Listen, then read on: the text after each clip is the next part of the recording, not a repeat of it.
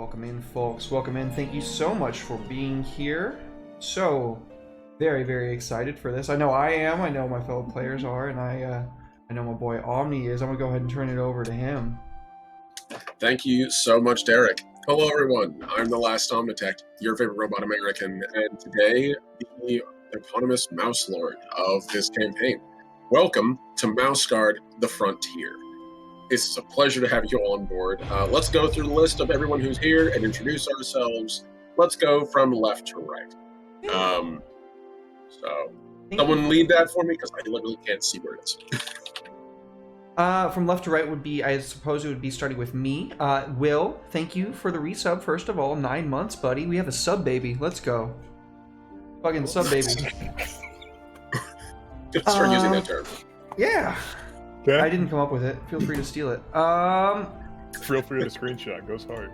It goes hard. I'm Derek. You guys know me as DMDM. I put a lot of shows on the channel, and I'm very excited to be here. I'm playing Dukan Diamondback. He is a weasel with a big fuck-off halberd. Yes. You weasel. And I'm so ready to... I love it. I love all your characters. I love all your damn characters. Who's next? Who's next? Thank you, Derek. Oh, thank you. I guess I'll go ahead and go. Natalie. I'm playing Sayana the Small. She is a mouse, and she is on her first adventure. Her little button shield and her weapon that is actually just a very large hairpin. But it's pointy, so it can stab things. Very stout. Red, we have your character next, who I love to death. Well, hello, I'm Red, one of the 3 primary colors, and as soon as my camera focuses, I'll tell you about my Scottish mouse. Please, work, you fool. Big move, buddy. Okay, there we go. Hello, I'm playing Giles the Aloof. He is a mouse who doesn't go by the title of the Aloof. Obviously, that's a derogatory title, but he's earned that for a reason. A lot of politicians hate him. Click here to find out why. But he's one of those people that believes that red tape and all this like bureaucratic bullshit is just sort of getting in the way of him having a peaceful life with his people from his village of Wolfram, which is constantly under attack by natural disasters like flooding or big disaster. Well, I guess a wolf is still technically a natural disaster to a mouse. But Giles is a very big feeling leader type, and he doesn't like being told no, and he doesn't like being told that he likes making friends. I know that's that's like those kind of clash, but he wields a big sword, not as cool as this Zweihander, because personally I do love this Zweihander, but he wields a claymore type sword, about as big as him. And he leads Omni. How many mice does he lead? Did we agree on? I think it was 10 or 12. It is 10. It is 10 for this expedition. So he is leading 10 mice that wanted to leave the village of Wolfram and go and start anew in the frontier, and that is his whole thing. Don't worry, you'll hear the Scottish accent soon enough. Stick around if you want to hear it. Stick around for Scottish accent, folks. Dude, thank you so much. All right. Well, I am ready to get to it. So let's do a quick little recap about what happened last session. I will say, whoever gives me a recap or a part of the recap, I will give you an automatic pass on your rolls. Also, we're going to take a moment here and very quickly mention Delilah, who is, if I'm looking at the camera that way from me. Nice, you got the first try. Nice. So Delilah is actually played by Elise, who is not able to join us tonight. I'm sure they'll be back with us in the future. So much love, Elise. I love Delilah. Can't wait to see them in the future. They will be in this, in the campaign. They're just not. They're just in the mouse. They're in the expedition, sort of doing their thing today. And also much love, Bond. Thank you. So. Who wants to give me a recap of what happened in the first session of Mouse Guard? I will automatically give you, in fact, let's not make it 1. Let's make it 2 passes on the skill of your choice. Shit. So let's make it really spicy. First come, first serve, folks. I think Red is I'll sticking do his it. hand up.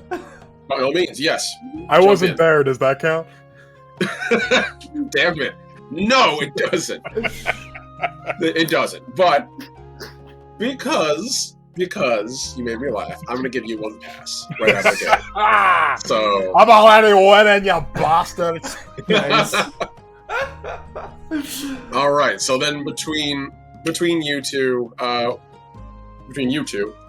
which of you two would like to give us a recap? Remember some, but not all. So I can let you know what I remember, and then see if Derek can fill in the blanks. Yeah, by all means. And whatever you two don't catch, I'll fill out myself. Well, obviously, we all met up for the first time on our way to leaving our hometown. Well, not necessarily all of our hometowns, but the town that we had all been primarily staying in. We are leaving it to go venture off and start a new town. Because the town that we were currently in was getting a little overcrowded, which is not good. Don't want to draw attention to us mice and other small critters. So we set off, and Is there any way you could turn your mic up a little bit, Natalie, please? I can speak louder. Okay. So we set off on our journey, Thank you. and if I recall correctly, at some point it started raining.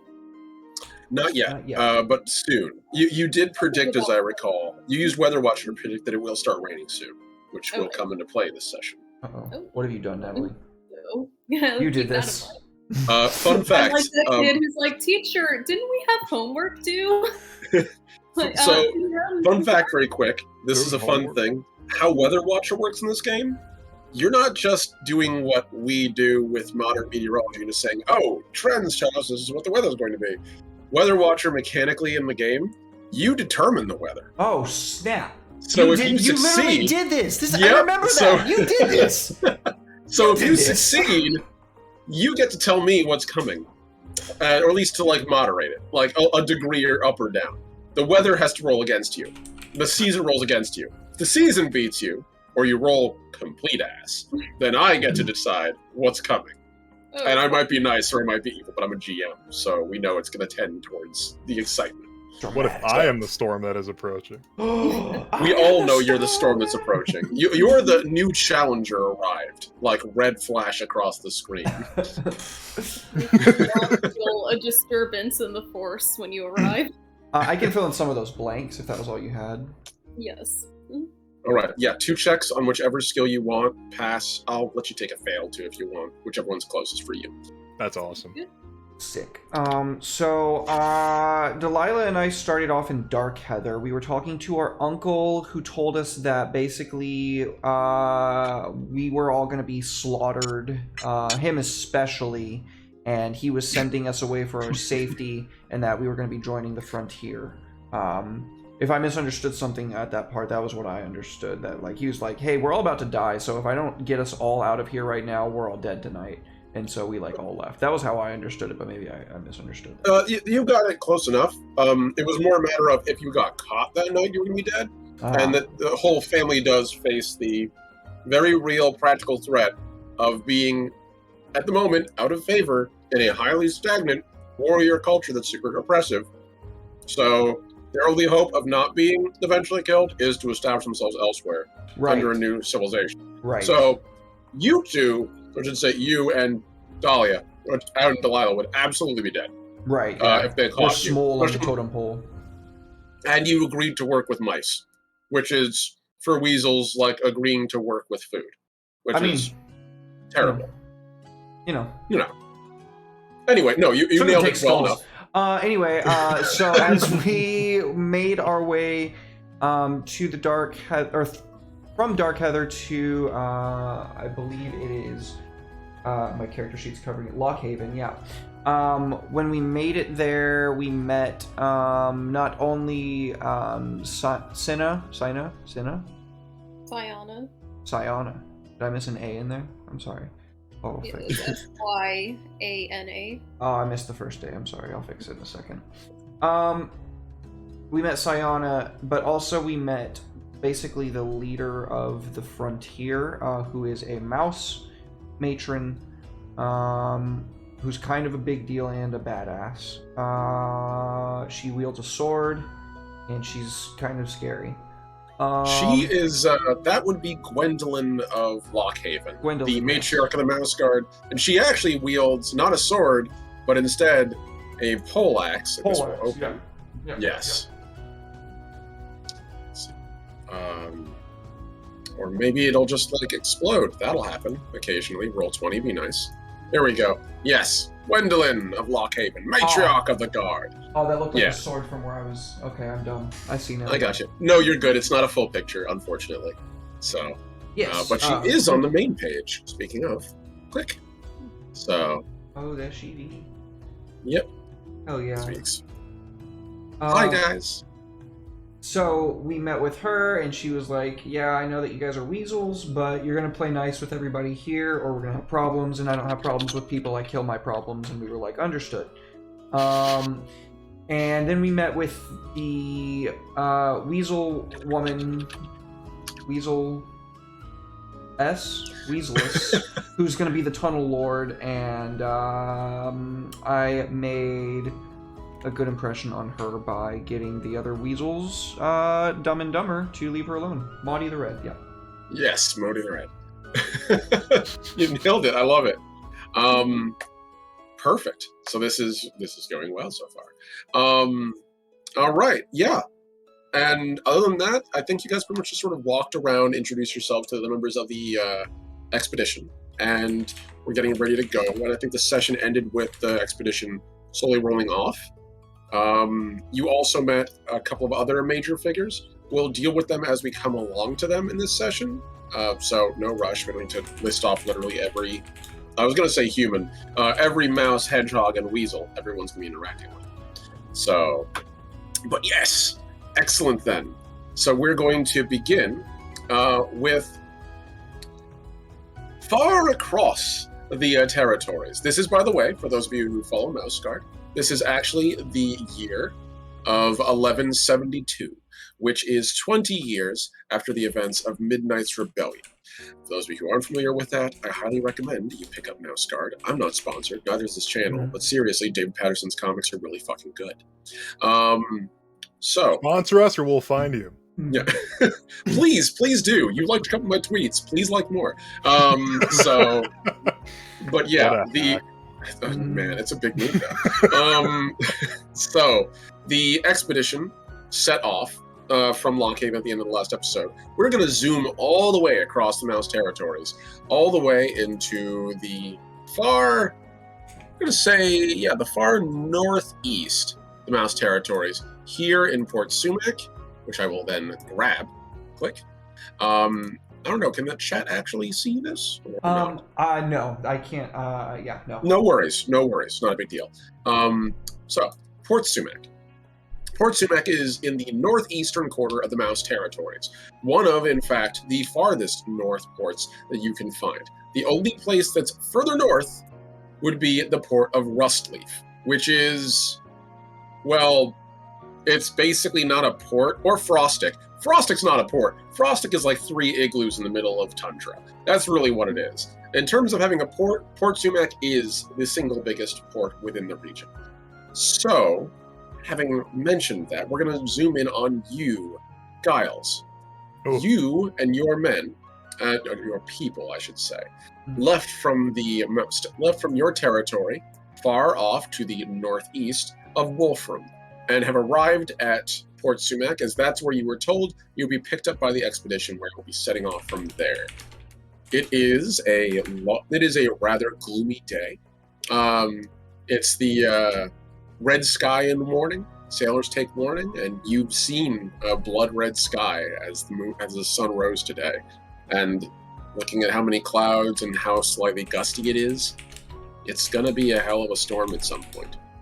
But the port of Port Sumac is actually a pretty sprawling, loose thing. There's actually 2 layers to Port Sumac.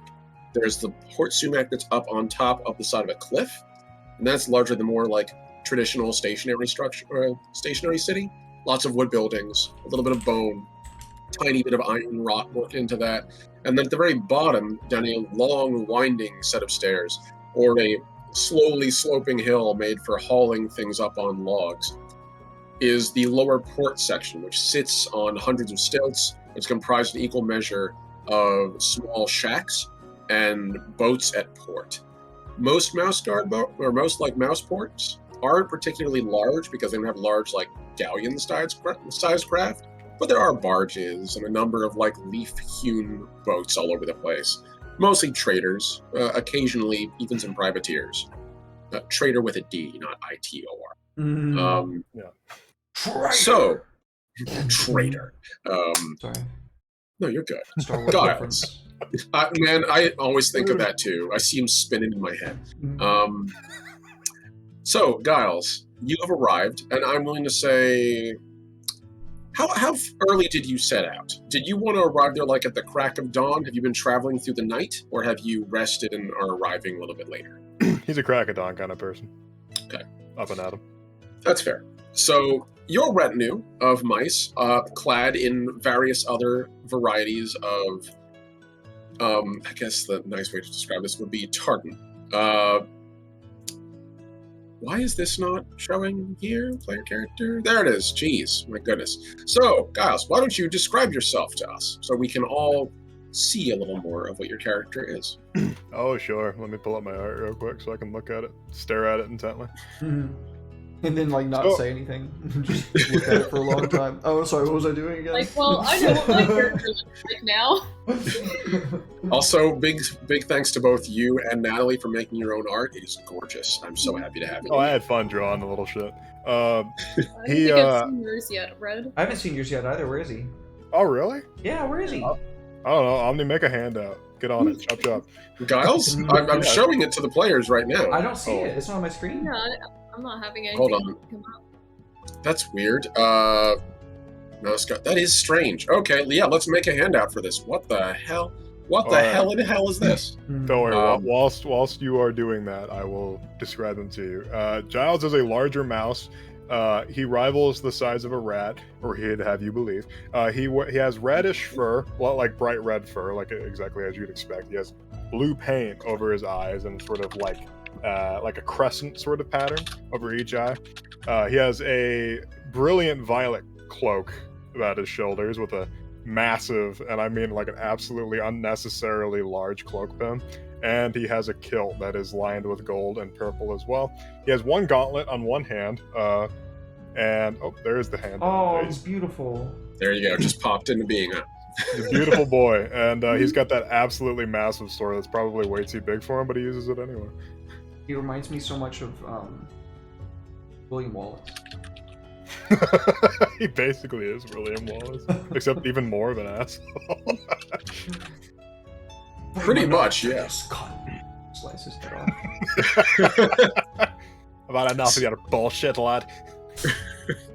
So, my friend, you have been making your way across at this point it is spring in the mouse territories, and it's relatively like early spring. We're just getting past the bitter spikes of cold that you get out of winter, so it's not quite at the point where it's comfortable yet, but the plants are starting to bloom, animals are starting to come out. They're making good on what time they have. And so, as you're setting across this region, usually the town of Wolfram at this point is buried in a nice thick layer of hoarfrost. But getting this close out to the ocean, where there's a little bit of warmth radiating out of it, as well as also just the elevation difference between your old place and this one, you can recognize that like you're starting to see patches of green grass peeking out of the muddy turf as you're approaching. And ahead of you, you see the seemingly humble port below and the far more sprawling houses on top.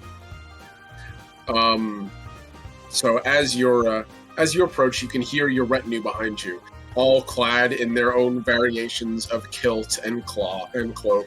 A couple of them wielding swords, a couple of them with halberds, and then you have the 5 others in the back who basically just have a couple of a dagger on them, and usually toolkits of varying kinds. Between porters and other folks who bring useful tools, a glazier, a couple of brewers. That's kind of your town's big thing, as well as also a forager or two. And one of them steps forward, and he's bearing a banner, which isn't uncommon for a lot of the mice and mouse territories in this expedition. They bring something to show their allegiance or where they come from. and yours is it's basically the flag of Wolfram, which I imagine is also in a plaid pattern as well.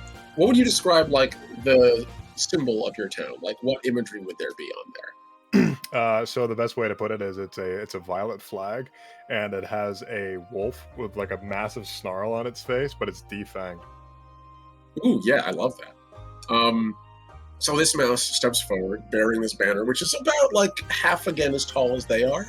The flag is sort of like fluttering in the breeze as you're standing on a hilltop. It's pretty strong, and also between them, the gusts of wind coming from the storms you see on the horizon, getting kind of windy.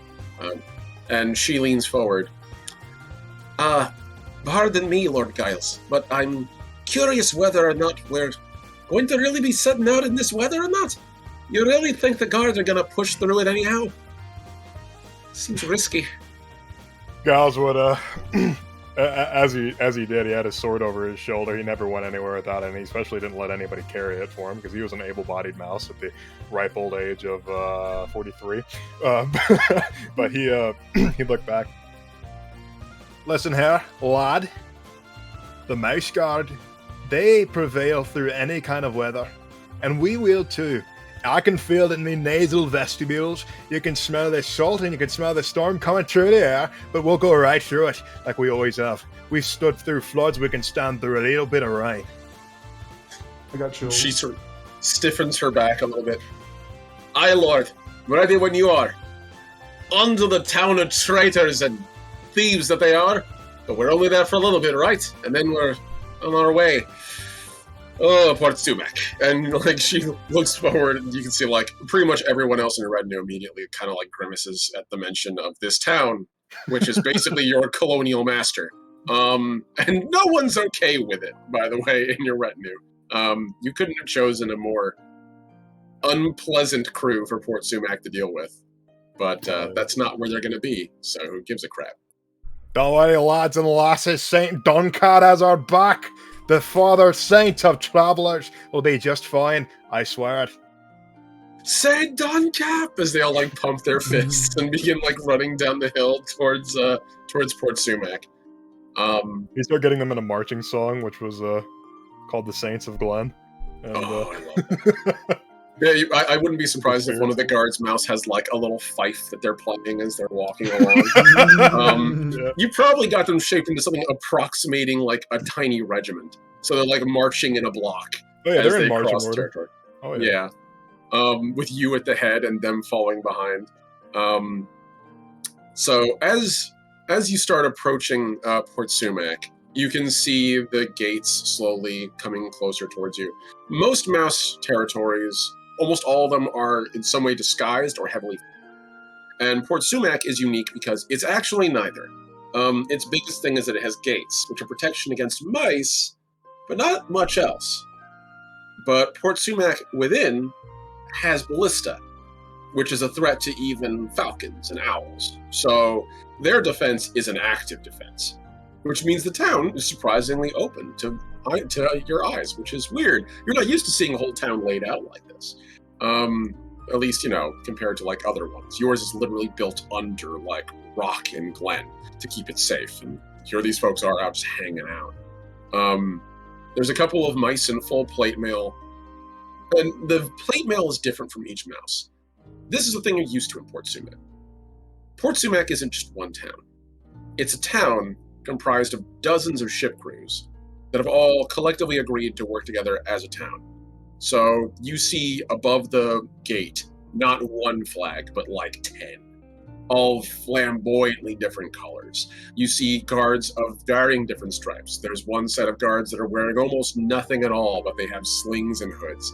There's another one that you can see that's in full plate mail with a giant spear and polished gold armor. And another one still wearing what looks like puffy pants with a feather in his hat, which for a mouse phenomenally outsized. It's almost as big as he is. And with a chain, and like a giant chain club, sort of dragging along the floor. The one in the armor holds his hand out in front of you. Halt! Business? What do you mean business, you glaikit ballbag? We're obviously here to check in. Right? And he reaches behind him and pulls out a scroll caddy and then unrolls it with great pomp and circumstance and slowly extends it. And he pauses, and then another, like, you can see out of the corner from the gate, this beetle walks over on six limbs and then stands on its hind legs, reaches up with its paws like it's trained and grabs the scroll. And he just sort of whistles again another 2 times, and it starts slowly walking backwards, unfurling the scroll till it's about 3 mouses in height. This is and so at the extra. he pulls out a single quill from his cloth, dinks it on his tongue, and looks at it. Might I ask the name, then, of your party and your location of origin? He put a hand on his hip and just, like, look at you. Giles of Wolfram. Ah, yes. Wolfram, and you're here to join the expedition, I believe. Very well, Master Giles. And he, like, does this giant check through the name until it goes off the side of the page. And then immediately, like, the beetle waddles back forward again on his hind legs until the scroll caddy fills back up, and he takes it and puts it behind him. Very well, Master Giles. Welcome. I hope the colony is doing well. And he stands to the side and opens his arm, and the wrought iron gates slowly creak open as 2 other mismatched guards let you in. He'd look back at him. You're ready, you know that. He'd start walking on. As your little regiment files in, you can't see the guard's face. He's wearing, like, full plate mail, and the front of his helm is down. The helmet turns, looks at one of the other guards. You can hear, like, resonating inside of his armor. What the hell did he just say to me? Like, I literally don't know what he's. I don't. His accent is impenetrable. I can't understand make that your joke. accent. Yes, 100%. You're from rock bottom as far as he's concerned. So as you step into the settlement, you can see it's pretty busy. Technically, Port Sumac is a town in terms of the size and scope. The smallest kind of settlement in the region will be a village. This is the intermediate between this and a full-on city. So this is a place filled with approximately, like, anywhere from, I want to say, 300 to 500 mice. And at the moment, it seems closer to 500. It is very busy. You see a number of fishmongers, largely trading fish, but, like, very small portions of fish. Like, a single, like, minnow is enough to feed basically 2 mice for, like, 3 to 4 days. And so you see, like, this one mouse standing in front of, like, a minnow pinned to a wall by a hook with, like, a single, like, wicker branch, like, slapping at it like a cow on display. You see a couple of other, like, folks nearby peddling their wares, various varieties of, like, dirt, sand, grain, a lot of spirits getting passed around. And it's really raucously busy. In the distance, you can see a single wooden spire, rickety. Think very much like Lake Town from The Hobbit. It is old, like, old in that way that they threw it together poorly at the beginning, and they never made it back. And they never just went back and fixed it. Yeah. They're like, this is what's left of ships. And this is another thing you can tell too. Port Sumac is made from scrap ships. Pretty much every part of it is a repurposed ship of the sea. So a lot of the roofs are just the keel turned upside down. That's awesome. And this building in particular is actually the only bespoke building you can see in this whole town. So it is, by proxy, more impressive. But that is a really low bar here.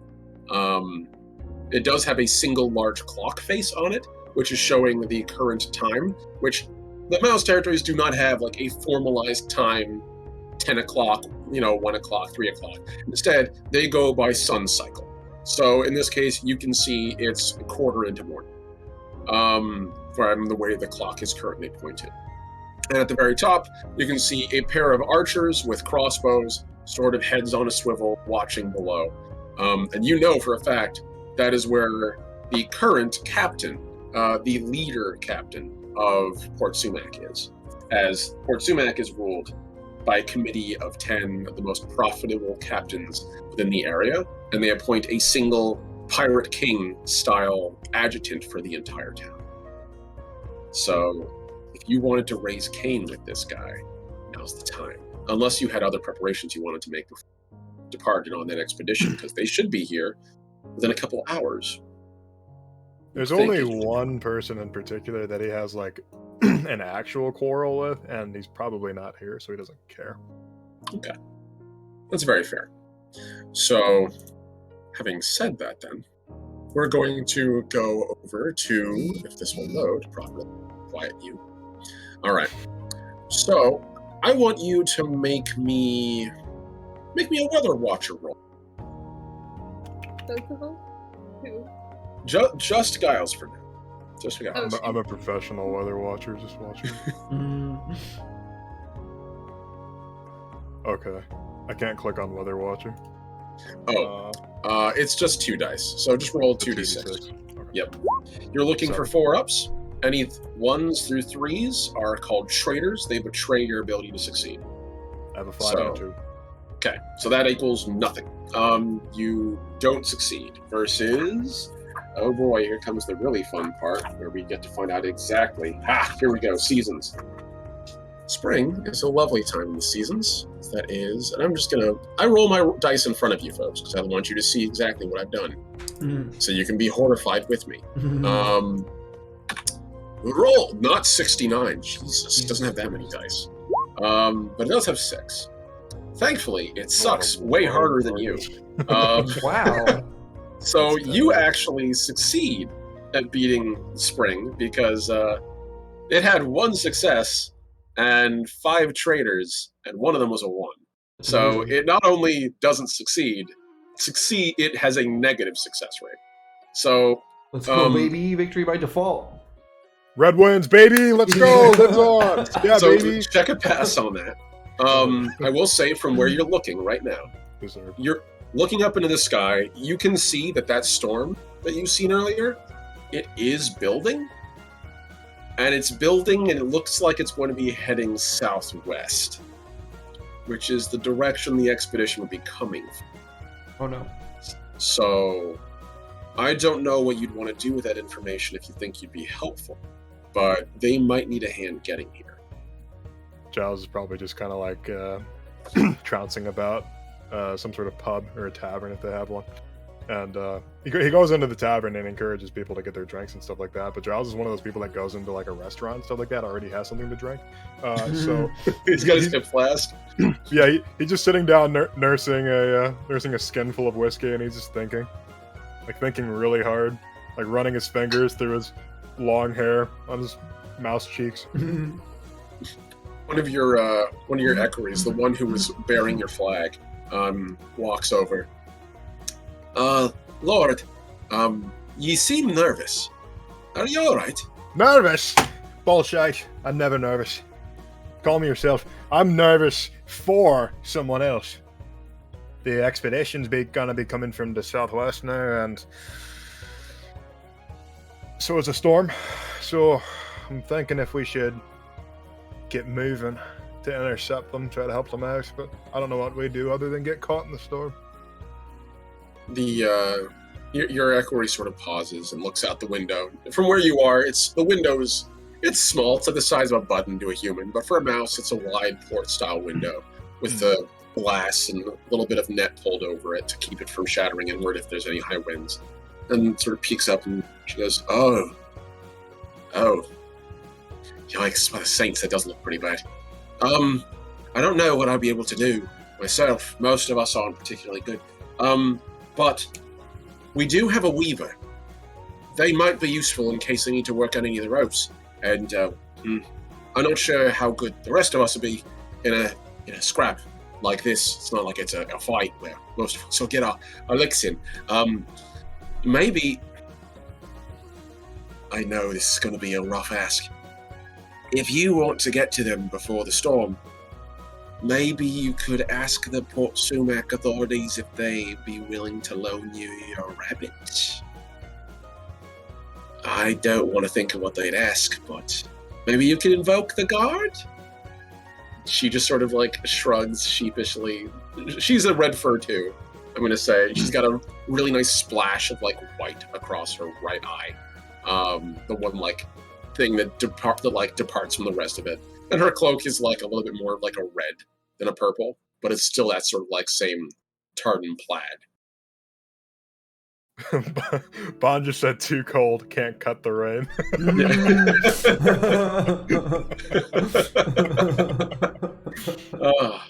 See, lassie, I don't like relying upon authority, considering I am the authority. So... Perfectly fair, Lord. Just figured I'd help you with your options. Good idea Hey, about the after- rabbit, Bo. I'm gonna go get the rabbit. He's gonna stand up and start heading off. Yes, my lord. We'll stay behind and make sure that everything is okay when you return. And like as the door closes behind you, you can see that she's like just finishing what she's saying. Behind you can hear a raucous like roar of your crew, as like clearly one of them's offered to buy them around. Probably because they're Mouse Guard going expedition and everyone kind of knows about it at this point. So it's one of the nicest you've all ever been treated in Port Sumac by. Like, you're used to coming here and being treated very much, not second-class citizens, but definitely as, like, those workers from that town supposed to send us stuff. But right now, since you're part of the expedition, everyone's just happy to see you off, excited for the prosperity. As far as they're concerned, you're heroes. You're not really Wolfram. You're guard to them right now. So that might change in the future, but you're not going to be here for it, so who gives a hell? By the way, I'm also going to let everyone know out in the chat, because this is a thing that we always do in this channel. There are actually 3 options for you to use today. If you'd like, feel free to contribute to this session if you'd like. You can either give mice Fate or Persona, I choose, which is a useful resource for you. You can perhaps clear a condition if any of the mice get injured or sick, or tired or angry. And then finally, you can introduce a complication. But those are limited, so keep an eye out for them. Just want to give you all your options. I know you like to fuck with us. So, oh, nice. Soul redeemed. A complication arises and says, take his damn tail. Damn. I knew this was coming. Okay. So they're having a war. If you aren't aware, these 2 dreadlords of the channel are having an all-out necromantic war through the multiverses of the DMDM cinematic universe, I guess, where they're just slinging souls at each other. Sorry, I didn't mean to cut that off. I just love the lore. No, this is perfect. I love it, and it is good to talk about. Yes. So this doesn't work quite like the divine interventions of D&D sessions, but this does make the session more difficult for them, for sure. So I will jot that down in my little book right here. We're looking at potentially, let's see, complication right, and also Fate Persona.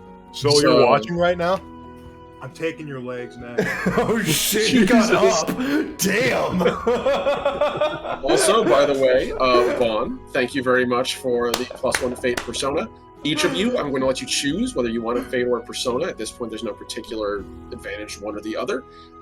Fate is used as a means of significantly increasing the rolls you make. So if you roll any 6s during the roll, you can spend Fate and roll those dice again. It turns them into exploding dice, which is really useful. Whereas Persona is used to let you roll things you either normally wouldn't get to roll, or just like spend Persona points 1-to-1 to add dice to a roll. So you can do this retroactively as well. When you see the result of a roll and you think that sucks, you can keep adding dice to it, as many Persona points as you have. You do replenish these, by the way, with time and with roleplay. So, Red, as you approach the center of Port Sumac, and you arrive at the single lone, calling it a tower is probably being a little over the top. But that's probably the only thing you can really go by here. You see a number of the guard there. These ones are a little more regimented. They're all clearly from the same captain, probably the captain who's currently in charge. And they're all clad in white and black trousers and sort of these puffy kind of like knightly style clothing, squire-like. They're very clearly, they're gussied up. So, Port Sumac, their government specifically will be the council mice, but there's one particular head, there's the lead council as the captain. But there's one particular character you recognize. Slowly creeping around the entrance around the door where the guards are about to greet you you can hear a voice from inside. Halt! Don't let him come any closer. And the guards immediately level their crossbows at you. Slowly creeping out of the door, you can see a single gray mouse, young, but his fur still bears like almost an aged kind of matted quality. He's clad in a long flowing cape of the same striped yellow-black colors and wearing kind of puffy little black and yellow pants. And in his hand he has a single rod, clearly used more as a sign of authority. As you recognize Ossian the Lesser, your personal... The dude who really has it out for you in Port Sumac, points his finger at you. Giles of Wolfram? What's the aloof doing here this time of year? I thought you'd be in the expedition by now, long my hair. Got him. Well, you dirty bastard. I'm going to help out the expedition that's coming this way. There's a storm coming, brewing, and unlike you, I like helping people. So, if you'd excuse me, I'd be on my way. Need to help the mouse guard, eh? All right, come with me for a moment, guards. And sort of like gestures like at them, and they both kind of like lean back and pull their crossbows up. Clearly, they didn't really think you were a threat until he told you to. Now they're kind of just like, whatever, I don't care, come through. And Ossian begins walking into the building, expecting you to trail behind. He'd follow tentatively with his little mouse hand gripped tightly on his sword. The tower itself is not particularly big. You're talking about, like, really, it's about the size of a bedroom. That's how wide it is. It's really more long than it is, or like tall than it is wide. It's very compact. And so at the front, there's a single clerk's desk, and you can see that's where Ossian would be working. And all around it are piles of books and ledgers. Behind him, you can see there's like a single little candelabra, which has been currently lit. He's left it burning even during the day because it's cold and unpleasant outside, and it keeps things a little warmer. There's a little hearth in there currently burning, and it basically makes the whole room like sweaty, uncomfortable warm. But you get the feeling in this place people prefer to be sweaty warm than frozen cold. As he slowly steps up this really tiny stairwell that's up against like a stained glass window. Seems to be cracked in certain places from a combination of cold, people dropping shit on it. You see him like turn around to look at you as he's walking up the stairs.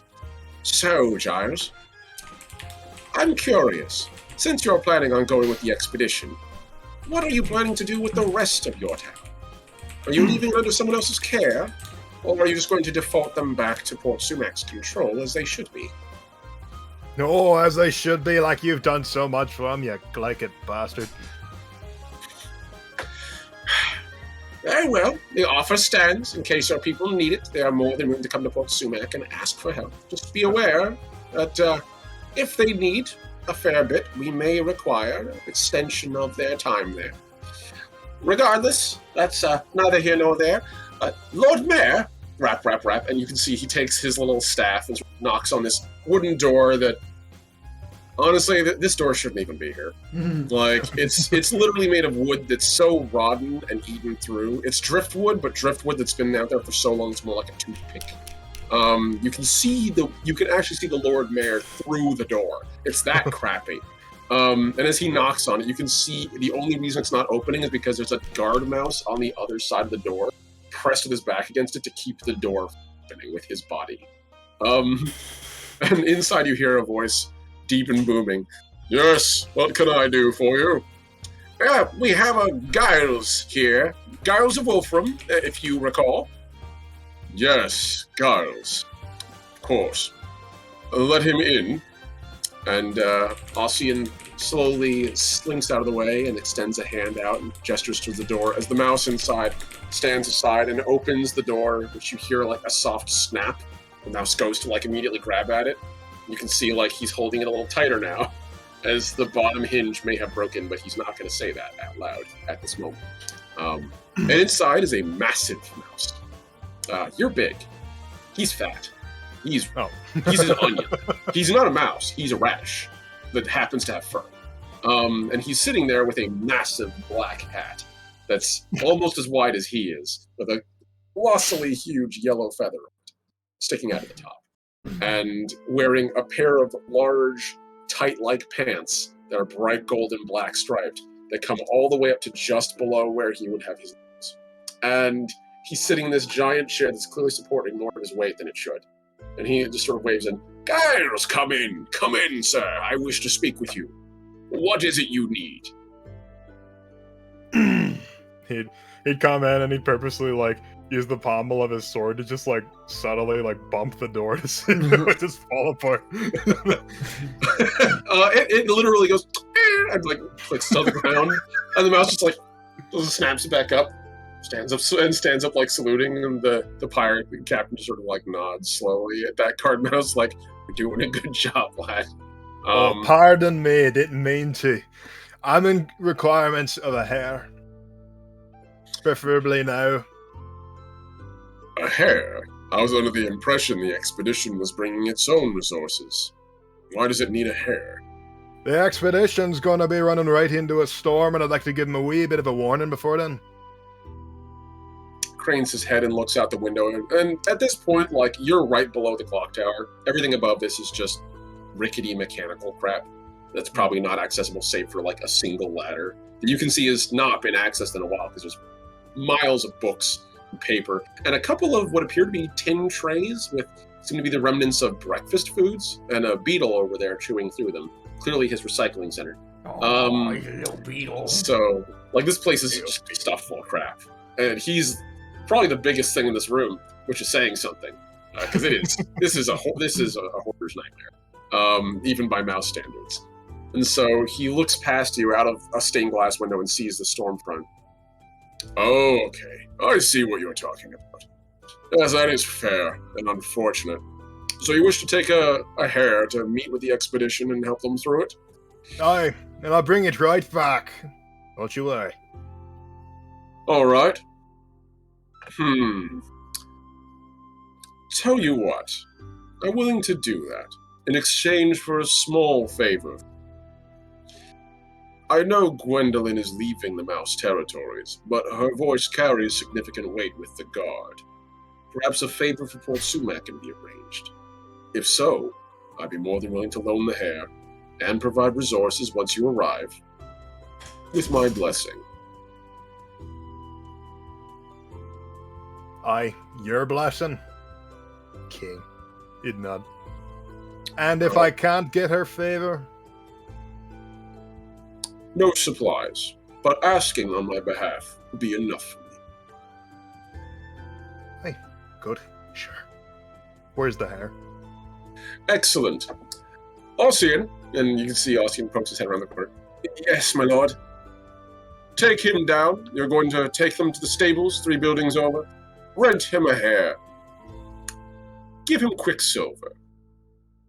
"Yes, my lord, of course. This way, Giles. We'll get you squared away, no problem."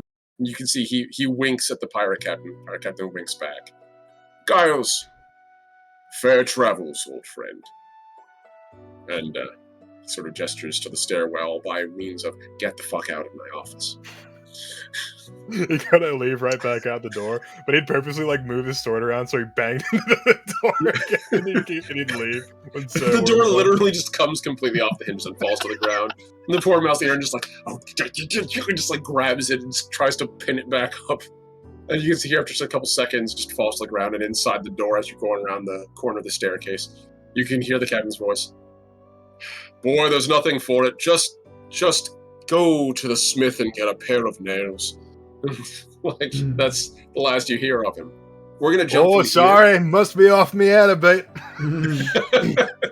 We're gonna jump from here all the way over to the Mouse expedition. So, the expedition has been setting a pretty good pace across the Mouse territories. The distance from Lockhaven to the region of Port Sumac is actually not too far. It's relatively close. There's only, I would say, probably like a day and a half's solid stride. But at this point, it's a little tougher. Just because the weather conditions are a little rough, so they had to slow down. It's been probably about 2 days since you guys have since you formally set out. As far as the actual expedition elements, you've probably had a little bit of time to start getting to know your fellow crew. You're looking at Cedric, at least as far as you are aware, Sienna. That's your patrol leader, and ostensibly, eventually, going to be taking on one more person into that patrol who has not been arrived yet. They say they'll make it there at Port Sumac with a number of other people. They're kind of accruing people as they get there. Cedric seems like he's a pretty chill dude for the most part. He's pretty quick on his feet, and he seems to keep people on a very loose leash. He seems to value your input and just sort of lets you do what you need to do. Doesn't really get in the way. He's very quick to lend a hand. It feels less like he's a patrol mount, like he's a patrol guard. Less like a patrol leader and more like a patrol guard, like a member of the actual patrol than a commander. But apparently he's a captain. Likewise, also, I will say that you, Jakan, and Delilah have had a not bad time with Modi so far.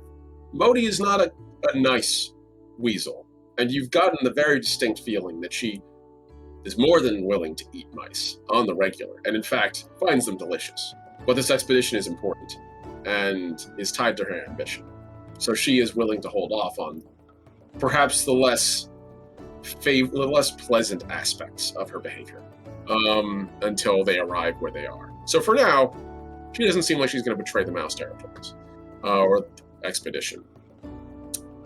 I'm going to have you, Sienna, make me a weather watch roll. Your weather watch roll. Beedly beedly bee. Yeah. Did it work? So let's see. That would be for you. I believe five dice. It's actually pretty good. So 5d6.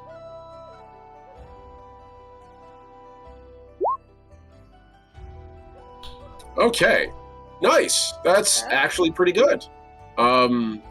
No traitors, so you don't have to worry about them, at least not the ones that are subtracting from your success. So that's 2 successes. We're going to do the same roll again. So if I can get this out of the way. Here we are. Close that. Thank you very much. Where is my dice roller, and why does it always disappear on me? Mm-hmm. Here we go. Okay, 66 roll. Go! Damn, Mother Nature is just having a rough time today. Mother Nature's our bitch right now. All right. So, that's the case. Sienna, I'm going to let you decide if you'd like to make the weather just a hair more favorable. It is your call. What kind of weather do you think is going to be happening today? Be aware, you must have storms involved, but it's your call. Worse. Make it rain a creature so I can kill it.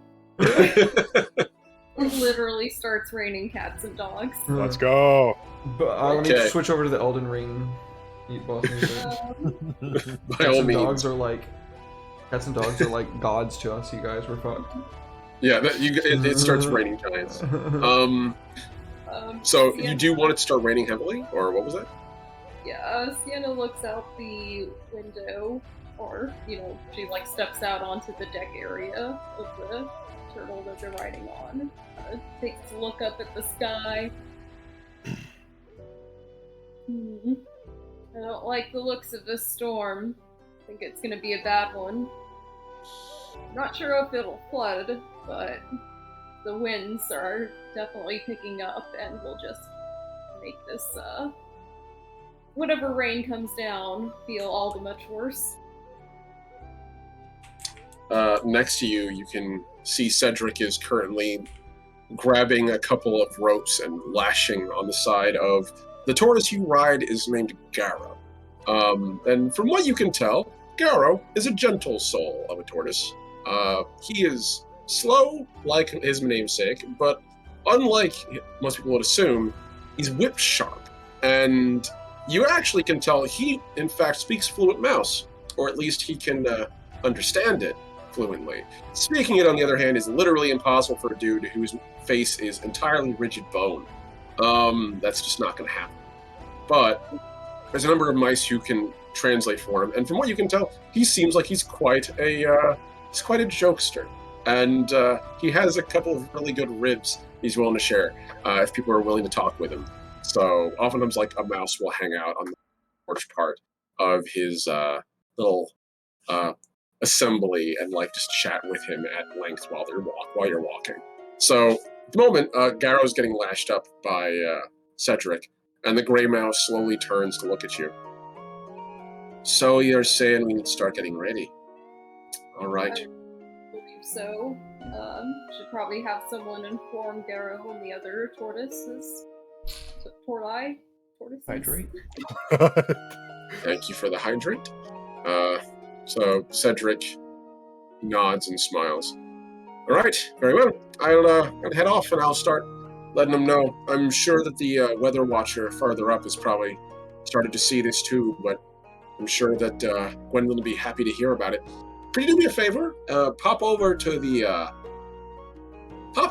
hedgehog's turtle. Let them know. I'm sure that they'd like to know that they need to start stoking their fires or they're going to start getting blown out. Hedgehogs don't eat mice, do they? No, hedgehogs do not eat mice. They are omnivores, but they prefer bugs, and mice are just too big. Frankly, also, thankfully, the hedgehogs of the expedition are, at least now, more peaceful than they were before, and definitely cooperative. So they are, if anything, stalwart allies, if a little difficult. We'll head over there, but still keep my weapon on my back, not carrying it in a threatening way, just there in case I ever need it. That's fair. It's 100% expected that you are armed at all times. After all, this is a dangerous expedition. There's always the chance of being hurt or harmed. And so if you're not prepared, someone's going to be concerned as to what the hell you're doing. So as you walk over, you can see this giant tortoise This is not a housing shelter like the other tortoises are for the most part. This is a workshop that happens to be on the back of a tortoise. It is the biggest tortoise in the expedition, and big enough for about 10 or so hedgehogs to be scuttling along the back on multiple layers. It's like a cake made of wood and steel, with a giant smokestack sticking out of the back, and at the very top on an armature that you swear couldn't possibly be stable, but you've been reassured multiple times is a giant swiveling cannon, known as a fire lance, which is entirely hedgehog engineered. We'll shoot the storm before it reaches us. We're gonna nuke the hurricanes. Can you destroy the hurricanes? No, we can't do that, sir. What do you do here? Yeah, we name the hurricanes. You name the hurricanes? Yes. Metalocalypse reference. Anyway, so as you approach, you can see a particular hedgehog at the very front, sort of hanging off the side. And this is a familiar one. This is Raphael the Red, the leader of the hedgehogs. That is 2 reds in this expedition, by the way, and you don't get a title like that without having been soaked in blood. So, and Raphael is every bit the warrior smith that he seems to have always been. As you approach, he sort of cranes his long snoot down to look at you. You're about half his height, by the way. Like, you come to about mid-tummy on him. And he sort of cranes over. Oh, well, what'll it be for you, Sienna? A pleasure to see you again. And he takes his long-bladed staff and holds out the handle to sort of help you up on the deck if you need it. Yeah. I'll use his assistance to get on easier. So what brings you over to my steamy, smoky, utterly unorganized, as he turns and looks at a couple of the other hedgehogs behind him, who immediately scuttle away carrying what seems to be the parts of was a project, now scrap. Neck of the woods? Fortunately, I'm not here with good news. It's not terrible news, but it does seem that a storm is on its way, and my history in dealing with storms tells me this one isn't going to be particularly pleasant.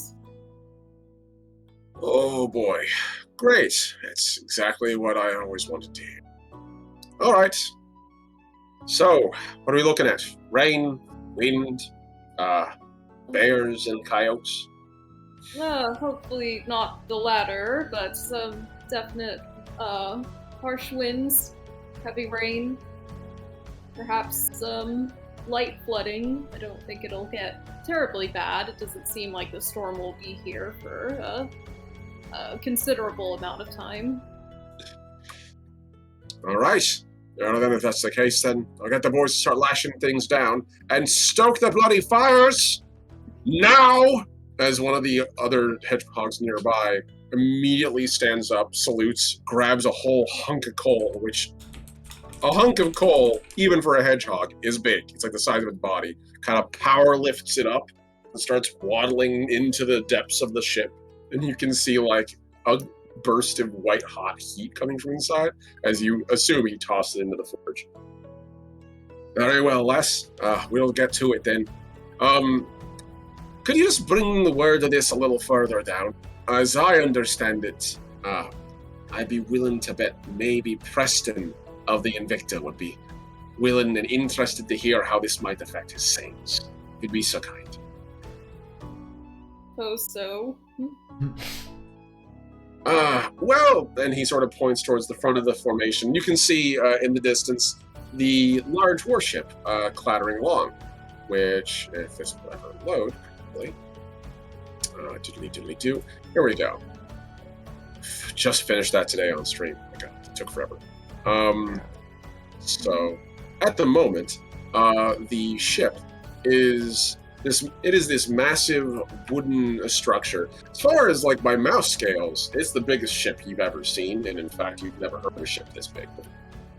It's big enough to crew about 20 to 30 mice, which is, holy crap, that's big. These tortoises were some of the biggest things you've ever seen up until now. This thing is just as large, but it is solid. It is solid oak, and it currently is sort of strutting about on this set of simple, like twig-like legs on both sides. They're all tied to a flywheel. It's literally walking along the ground at the moment, which is the weirdest thing you've ever seen a water ship do. Where's ship? I don't see ship. Oh, hold on. To show the players. Want to see ship. Want to see ship. Is it not showing on ship? Why is it not showing on ship? Should be showing. Shit. All right, hang on. I got this. I'm just gonna add it to everyone's journals individually. Roll 20, goddamn you. Roll 20, go! There we go. Show the There it players. is. Fuck yeah. That's amazing. There you are. No, Thank you. Cool. Thank you. I really worked hard on that. Fun fact, those legs are actually, they're a specific kind of thing. They're, I think, called, Jensen's linkage. It's a thing that's pretty cool. Look up the strand beasts in the future if you want to know more about that kind of leg system. But, this thing is literally, like, strutting about, and you can see that the sails on the sides are sucking in wind, turning cranks that they're attached to, and they sort of ratchet forward again, and the wind slowly pushes them back. And that's what's moving it forward. It's basically a giant flywheel-powered ship. So that thing is at the very front of the expedition's formation. And you can see the giant sails furling and unfurling. And Raphael leans down. You see, those sails are actually they're pretty strong, but they're not quite like gale-forced wind strong. And on land, the Invicta's surprisingly mobile, but she's still a fucking water ship, like, prancing about on land. You're gonna want to get that taken care of, or at least battened down. I imagine he might want to find a waterway so he's not gonna get, flipped on his side like it is. And you can hear, like, this groan, this really deep, rumbly groan from beneath you. And Raphael rolls his eyes and clops his staff down at the floor, which is actually turtle shell beneath. It wasn't personal. Point is, they'll want to be careful with that. And I'm pretty sure you're faster than most of my incredibly large and out-of-shape crew, as they all the hedgehogs on his level, turn and glower at him. You heard what I said. I told you all you needed to practice more. But no, I'm the only one who goes out on foot patrol anymore. And they all kind of just like sigh and roll their arm, then roll their eyes, and you realize they're all kind of like, yeah, we've been slacking up until. So if you'd be willing to do that, lass, I'd very much appreciate it. Preston's an old friend of mine. I'd hate to see his shipwrecked. Why not? Do find the thing to be a bit unnerving, but sure, I will make the journey over there. Thank you, lass. I appreciate it. I'll see if I can't let the weasels know for you if that helps, because I imagine you don't necessarily want to go over to the unless you can help it. I appreciate you understanding that and offering. I will take you up on that. Very well. Safe travels, lass. I'll see you in a minute. And he turns around, shouts something in a language you're not familiar with, which is clearly Hedgehog. And after a couple of harsh, barked syllables, you can see a hedgehog comes rolling down off of a higher level. Sort of, not quite Sonic Spin, but definitely tucked into the ball as he rolls down. Sort of pops out, and then salutes and speaks in the same language. And he points behind the last tortoise in the formation. And the guy immediately droops his head and shrugs and slowly starts walking off the top of the tortoise, heading towards the back where the weasels are. Speaking of, Derek.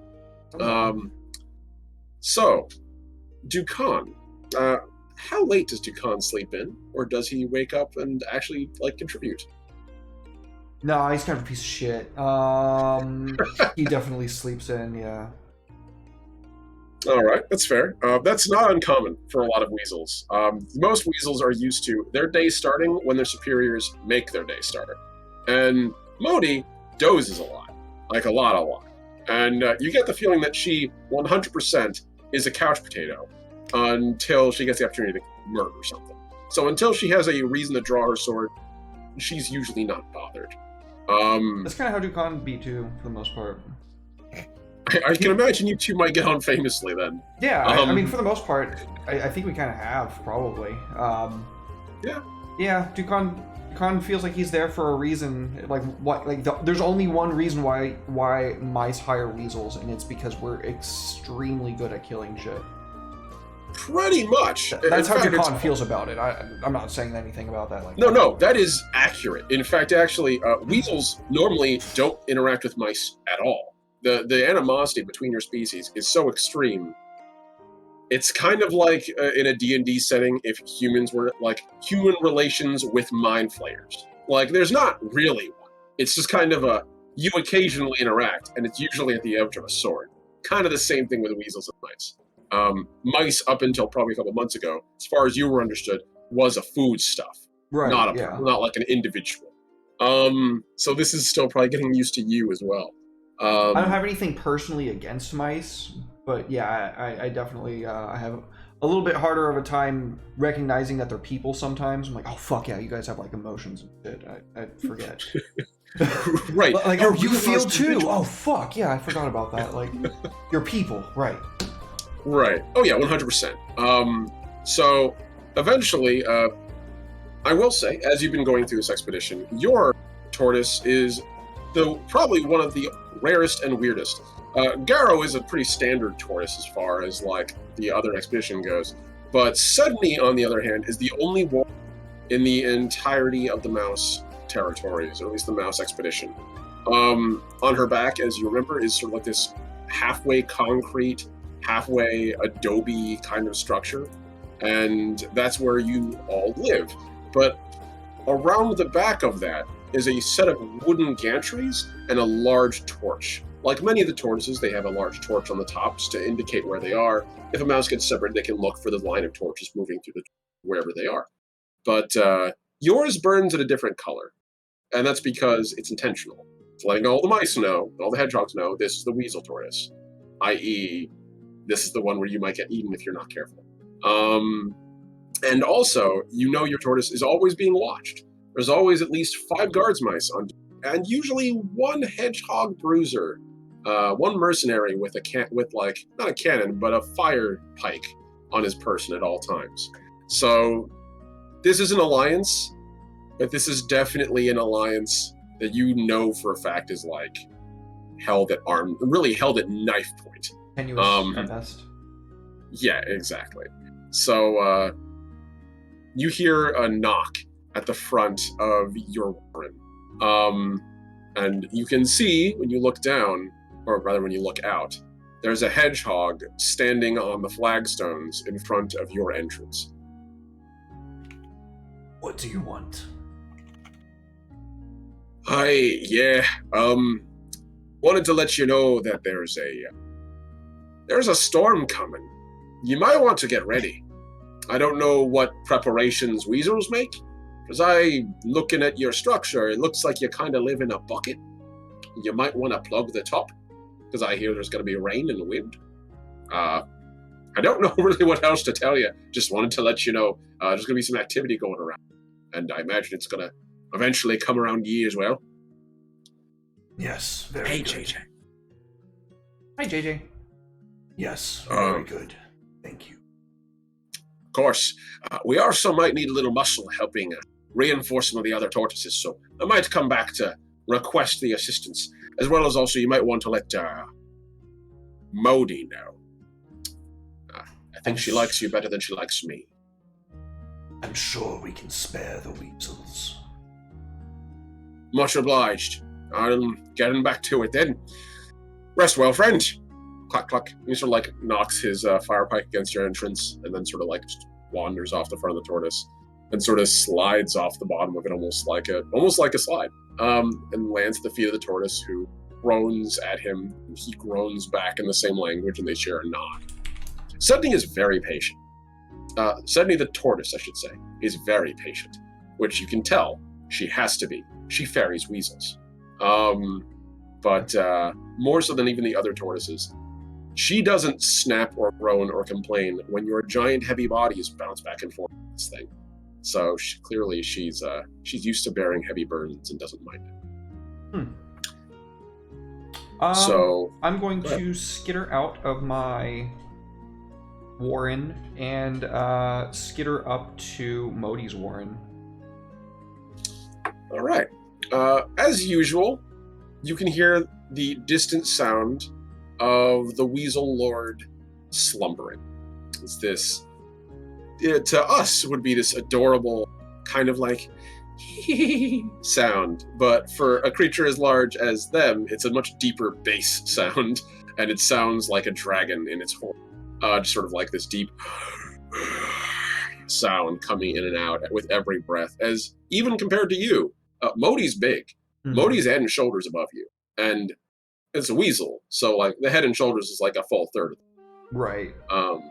So I think about this for a moment, and then I skitter back out of her mound, and I go back down to the bottom layer to where the other two weasels I know are probably slumbering as well. Yeah, one of them is. The other one is out and about. Likely got snapped at by Modi earlier today to get some food for her. Probably like hunt down some crickets or some random small animal that the mice wouldn't draw too much problem. She has a real red tooth on her. But the other one is sort of sitting down there snoozing, and so he peeks his head up. Hey, what? Oh. You need to wake up, Modi. Mind if I ask why, Gov? No. You can ask, but I'm not going to tell you. Do it. And I skitter out, and I wait outside of Modi's warren, knowing that he's probably going to stick his head up through the little pokey hole. That's a pretty good gauge. I want you to make me... Ooh, boy, there's so many good options for what to make your roll.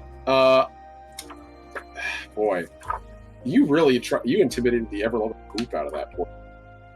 I'm gonna say make me the equivalent of intimidation check, whatever you would deem reasonable for me, because I want to see this. I have 3 in persuade, so I guess I could do that. That works. That works very well for me. Ooh, that is a piss poor roll. Good God. All right. Let's see. Well, he needs to make an opposed roll regardless.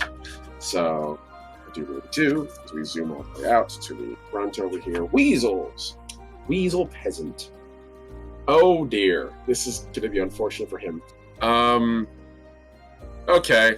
That was pretty bad. You're in a negative right now. Let's see what he rolls. He's got 2d6, and it's actually -2. Oh, he still rolled a 4 and 5. Actually, he doesn't succeed on any of them because it's subtracted from each die. So he rolled a 2 and a 3. So he rolled... Actually, he did roll a little better than you. Yeah. A hair better than you. You're in the negative, he's in the positive. So you do fail your check, so give yourself a fail check there. Okay. But you know what? You learn more from failure than success. You're closer to leveling that up. So as you step outside, you hear a grumbling from inside, and then in the distance you hear like a... Oh, shh. What? And slowly, like, craning her head out of the tunnel and peering outside, she lowers her eyes.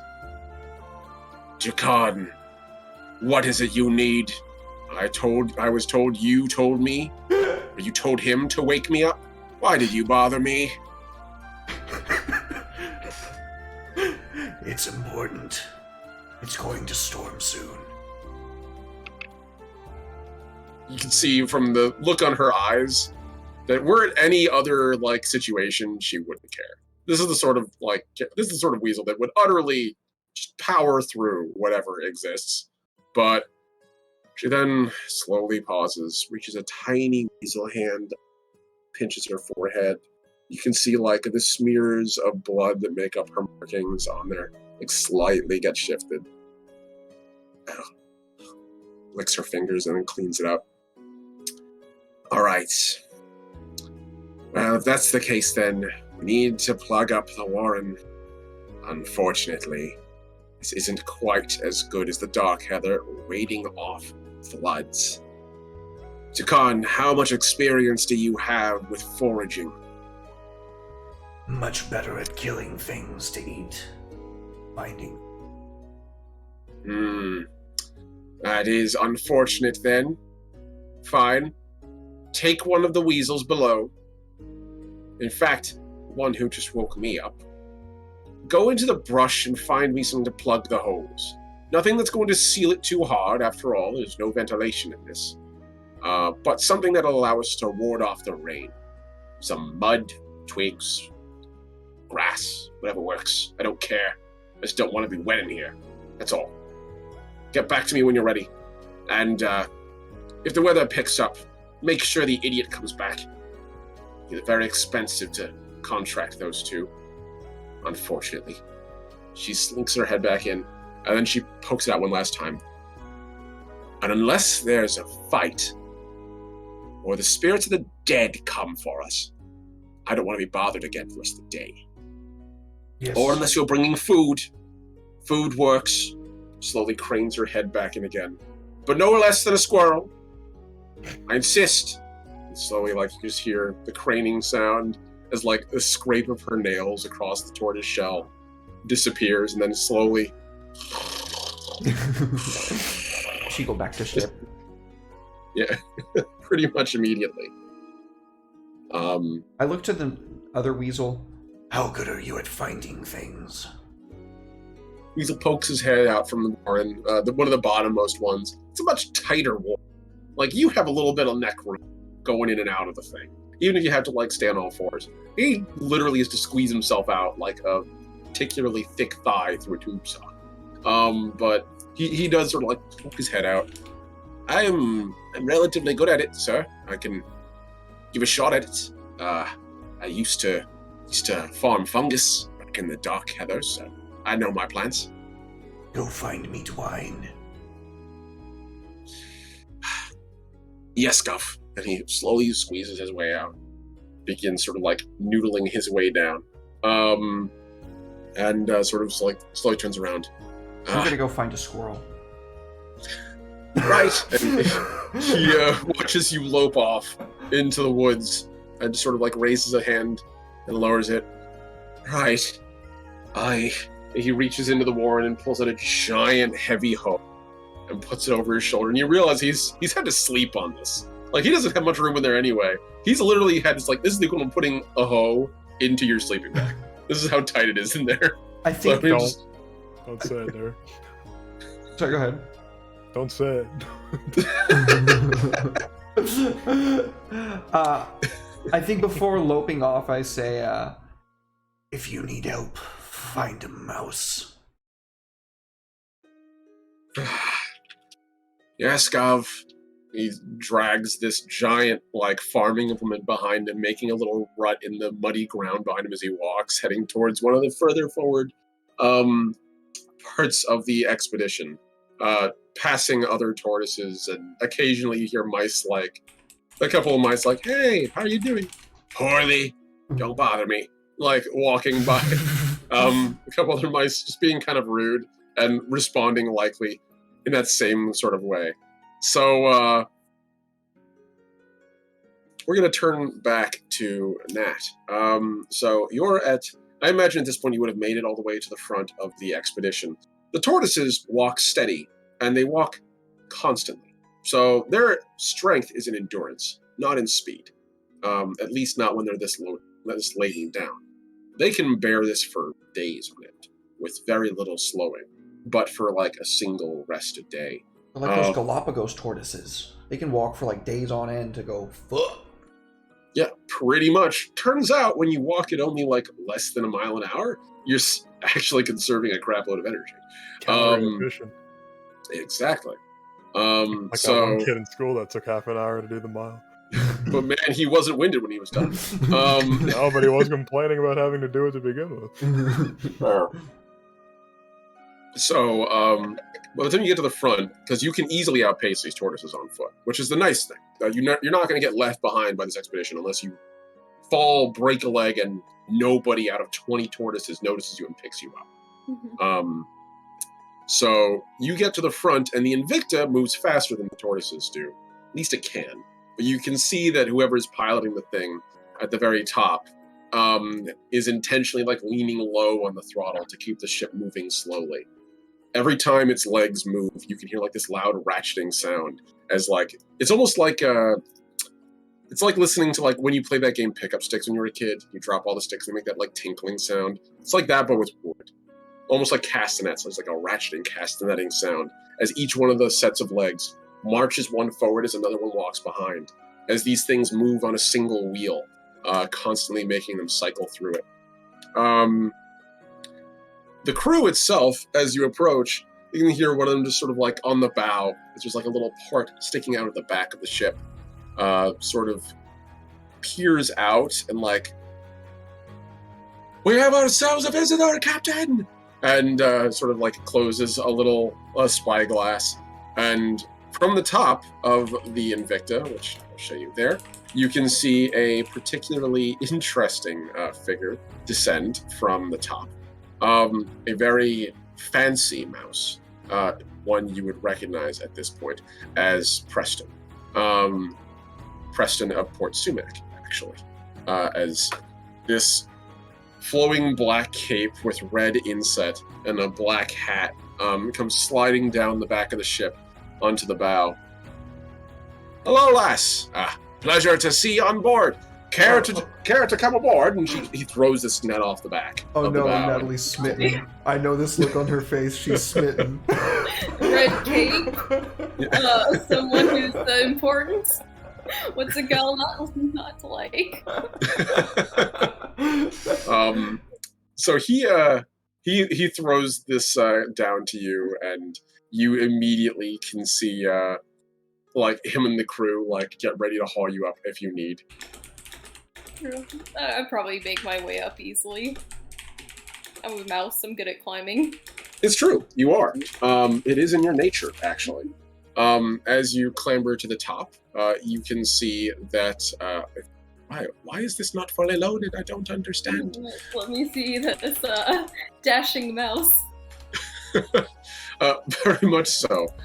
Here we go. I'm just going to upload this as, let's see, crew, and hopefully this works when it's done. Insert this into everybody's journals. A bunch of art, but not all of it is easily fed into the system. Here we go. Save changes. Bam. So Preston's the one in the very front with the eye patch. So he sort of helps you onto the ship with the rest of the crew as the Invicta ratchets forward. So what brings a lovely lass like yourself onto my ship, if I might ask? Oh, I just wanted to say hello, and I do come bearing some news. Aye? Unfortunately, as you may have already noticed, there seems to be a storm on our way. Yeah, I did notice that a little bit. A little concerned if you take my meaning, but I'm sure it's nothing the Invicta can't handle, unless you're telling me it's more than a spring shower. Seems as if with the high winds that it could lead to some mild flooding that I hope for you to have to deal with. Aye. The wind, that be the rub then. Well, let's take a look down inside the bows of the ship and see what she's got, huh? Come with me. And so, this little, like, part on the back, if you're looking at the picture of the Invicta that I shared with the players, on the very back of it, there's like a porch coming off of the stern of the ship, and it sort of sticks out. That's where they nose you in through that rope. That part actually goes inward, and it sort of splits into two walkways. One curves up and towards the bow of the ship and towards the upper decks. The other one goes straight down and into the bowels of the deck, into the bowels of the ship, where the working mechanisms of the flywheel are, where it's all kind of crammed together. And so you can see that Preston sort of walks his way through here, pokes his head in and sort of cranes his neck around. And you can see in front of you there's this giant twisted rope that's like ratcheted as tight as you can imagine. And a couple of individual mice down there wearing the same red capes as Preston, just a little bit more faded and less pretty than him. And one of them is sort of messing around with rope, and immediately they stand up and salute him. At ease, lads. Not interested in you right now. And he sort of peers through. Whoa! Looks like we got ourselves about 600 twists. That should be enough to get us to the rest of the day. Lads, disengage the flywheel, at least from the sails. I'm going to start stowing her. And they both salute. Aye, Captain. Stow the sails! And you see, like, at the other end, way across, where there's a bunch of clanking wooden machinery and gears. There's only one way across, and it's them crawling along this. You can see a mouse peek his head around. Aye, Captain, stow in the ships! And you can hear a ratcheting sound, and the sails on the sides begin to slowly close, and a loud clack as a pair of twisting gears, been slowly spinning the rope inch by inch, pop out and just begin to spin freely with a loud whirring, which is, you can imagine, muffled by the deck, but down here it's pretty loud. Preston slowly nods. All right, that should be enough then. Let's get aboard the top deck and see what we can see. I think we have ourselves a weather watcher on board, and I'm sure Gwendolyn's already aware, but we do have a smoke system we could use to tell the rest of the expedition without having to bother about. Come on the top deck. And I follow you anywhere. he sort of chuckles and smiles. You certainly know how to make someone feel important. And slowly walks on the front deck. Lads, black smoke, top ventral port, go. And a couple of the crew on board immediately salute and pop down. And you can see that the top deck is broken into 3 sections, the actual deck itself, and then 2 observation decks. At the very top appears to be where the captain normally is, and that's the one that sort of scrambles down from that top deck into the second deck, where you can see there's a mouse standing in front of what looks like a table with a fluttering piece of paper on it, pinned to it, which is clearly a map and a compass probably built into it, ratcheting 2 large levers, which are clearly controlling the legs as it ratchets along. Surprisingly, a smooth ride, by the way. This thing doesn't, rock. It's actually keeping pretty level. If you didn't really think about it, you couldn't see the giant walking legs. You'd think you were actually on water.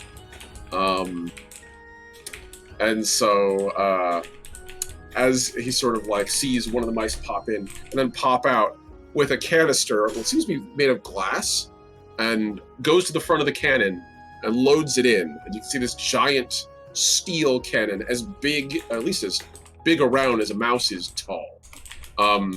The only cannon you've seen like this is the fire lance on top of the giant hedgehog turrets. This one's a little smaller, but it's so big, the ship is built around it.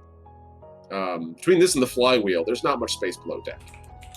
And Preston kind of like puts his fingers in his ears and turns towards you and nods that you're going to want to do that too. And says, "All right, lads, open fire!" And he closes his eyes and sort of crouches down. And there's a phenomenal boom, and the whole deck quakes. Like, you can feel, finally, this thing slightly goes off balance and immediately recovers. But for a second, the whole ship rocks as the cannon fires upwards, outwards, and then detonates. And then there's a puff of black smoke that begins wafting upwards, but it's big and noticeable.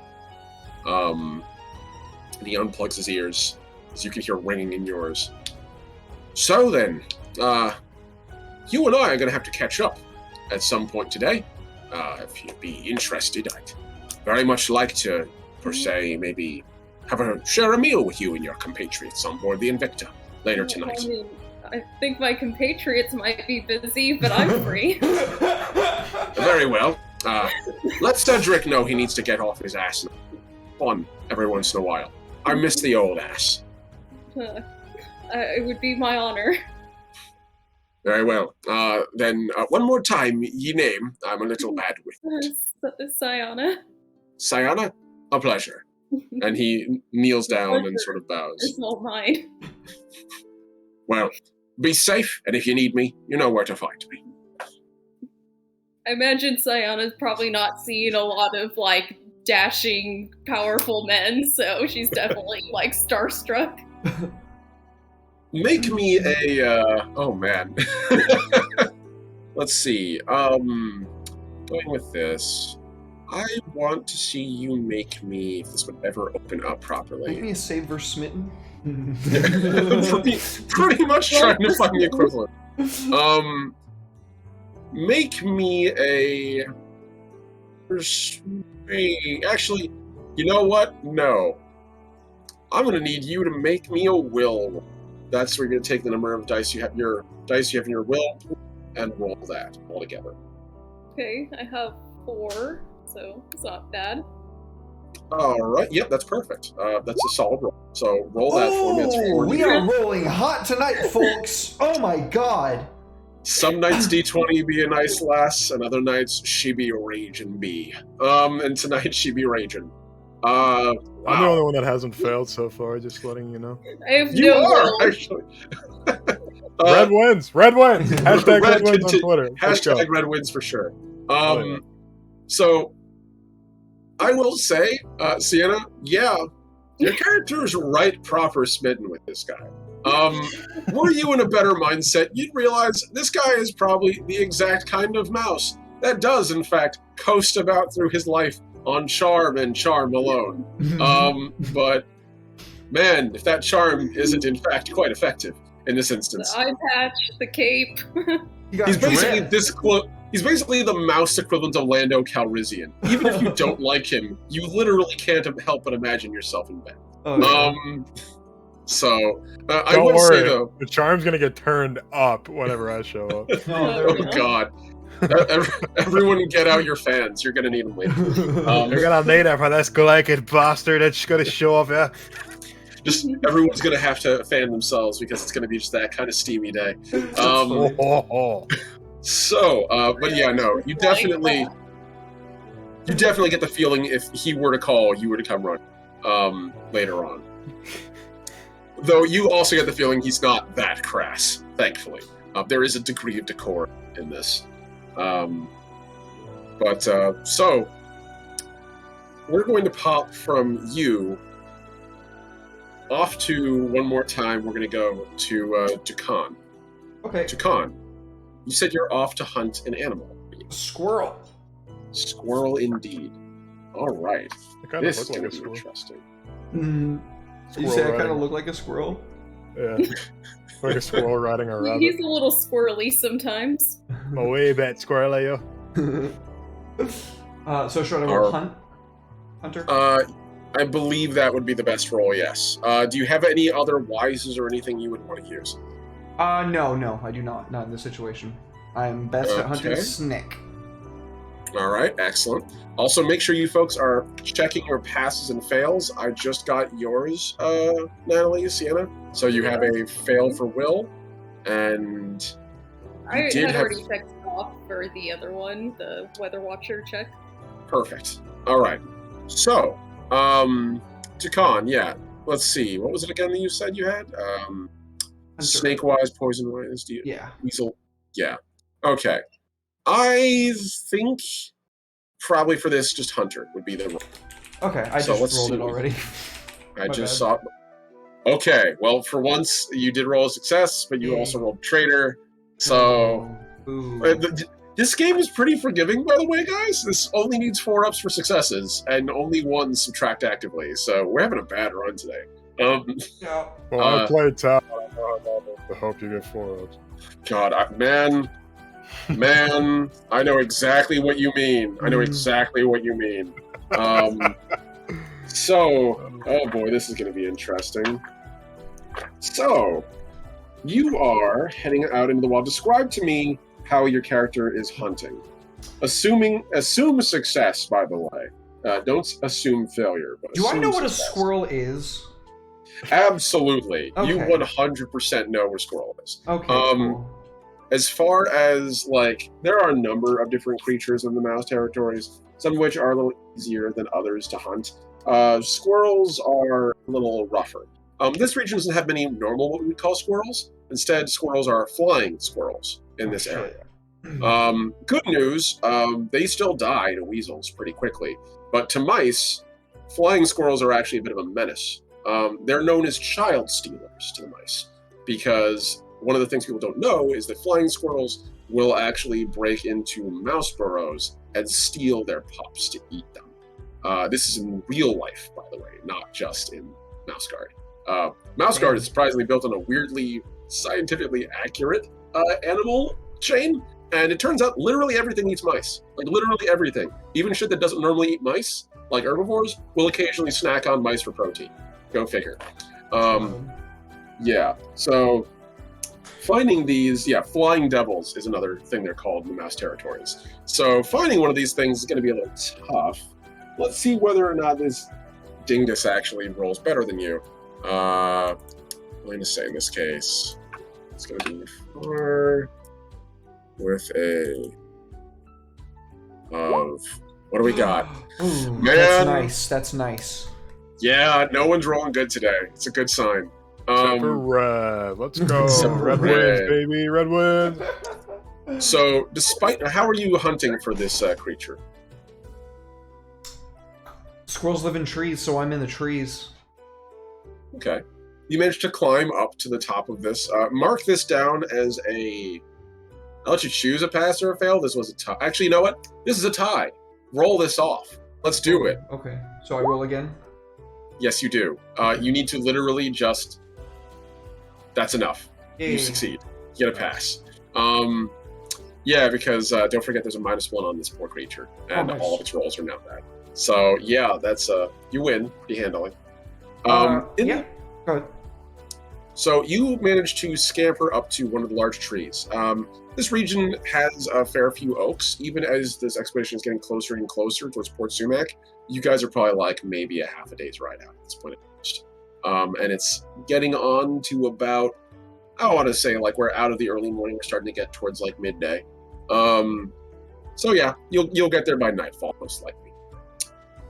As you're sort of scrambling around in the trees, you're a little rusty hunting flying squirrels. You prefer creatures more on the ground, but tunnel lords be tunnel lords. You feed them what they ask.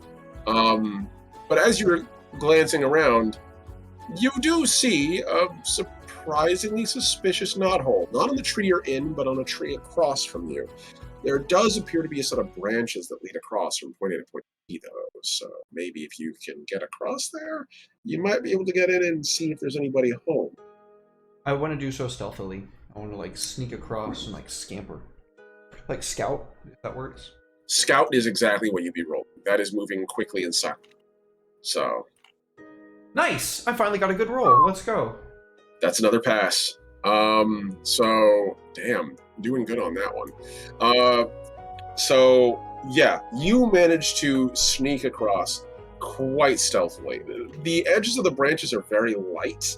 They're kind of more like twigs at that point. So at first you're not sure they're gonna quite hold your weight. And you're smart, reach one of your little paws out, and as you put it down on the on the twig, you can see it just snaps and falls away. So if you hadn't done that, you would have plummeted probably about like 15 feet down, which is for a weasel a lot. Like 150 feet down. Something like that, yeah. Thankfully you're lighter, but that's still enough to break bones. So you sort of slink back a little bit, curl your butt up until you're like a little U, then leap across the distance, snatch onto the other side, and land silently as the branch sort of like bounces a little bit and stabilizes. And as you slowly creep closer, you can hear a soft chittering coming in from inside of the burrow. Sounds like there's one squirrel in there. Not multiples, just one. Not killing a mom in front of its babies or anything. Yeah, no, you would hear the whine of pups or like other like higher pitched whistling sounds if there was more than one in there. Well, it makes me as a player feel better because Dukan would have done it either way. Yeah. Okay. I would like to kill the squirrel, please. All right. How are you going to go about this, Chief? I'm going to kind of like sneak up, kind of like get a good view of it, close up on it, and then once I feel like it's like, I mean, its guard should be down, I imagine, because I passed the scouting roll, so it does. I shouldn't imagine that it knows that I'm here. And once I feel like I'm close enough that I can strike, I'm just gonna leap on top of it and Okay. walk me through the size of how big these things are compared to me. They're about half the size of you. Oh, then I'm just gonna break its neck. Okay, yeah. Straight up, yeah, that should be quite possible. Make me a fighter roll. Ooh, boy, this is where I really hope I don't fuck up. Okay, that would be really embarrassing. If you roll horribly. Oh, I didn't roll Well, that's great. pretty damn good. No, that's pretty You know what? good. No, you actually, that is 1, 2, 3, 4 successes. Oh, I was looking at One Omni's traitor roll. to Oh, three. okay. However, Okay. don't forget, that one is -1. So I'm looking at it, and there's only 2 successes and 1 failure. So, and 1 traitor. So that means they only succeeded by 1. You succeeded by 3. You definitely beat this thing. And you beat it. Omni's roll is pretty significant. fire, though. Yeah, I'm Thank gonna get you. roll too. That's how it goes. It's how I go. Red, I have the same problem as you as a GM. I roll phenomenally. It always happens because when you're the GM, you roll the most dice, so there's the most room for... It's true, and also highs it's and usually the lows. least beneficial for you as a GM to roll phenomenally well, because if you kill your players, it's a harder time telling a story. Well, Or you speaking change of the which, story. when Derek runs Call of Cthulhu, I want you to roll in the open for me, Derek. I really Okay. want to see what your rolls are like. Okay, I can do that. So as you're sort of like getting ready, you sort of scrunch up and leap out, and the flying squirrel is sitting in there, and you can see it's currently eating what seems to be like a dead cricket, like it's eating it kind of butt first. It's not moving. And it just sort of like turns its head, and you just get like one glimpse of its bright, like black eyes, where you land on it, grab its head, and then snap. Thing just immediately goes limp, and you just hear like a little as its breath goes out and its heart stops. You Clean kill. monster. Squirrel eats. Yeah. Squirrel eats the cricket. Weasel eats the squirrel.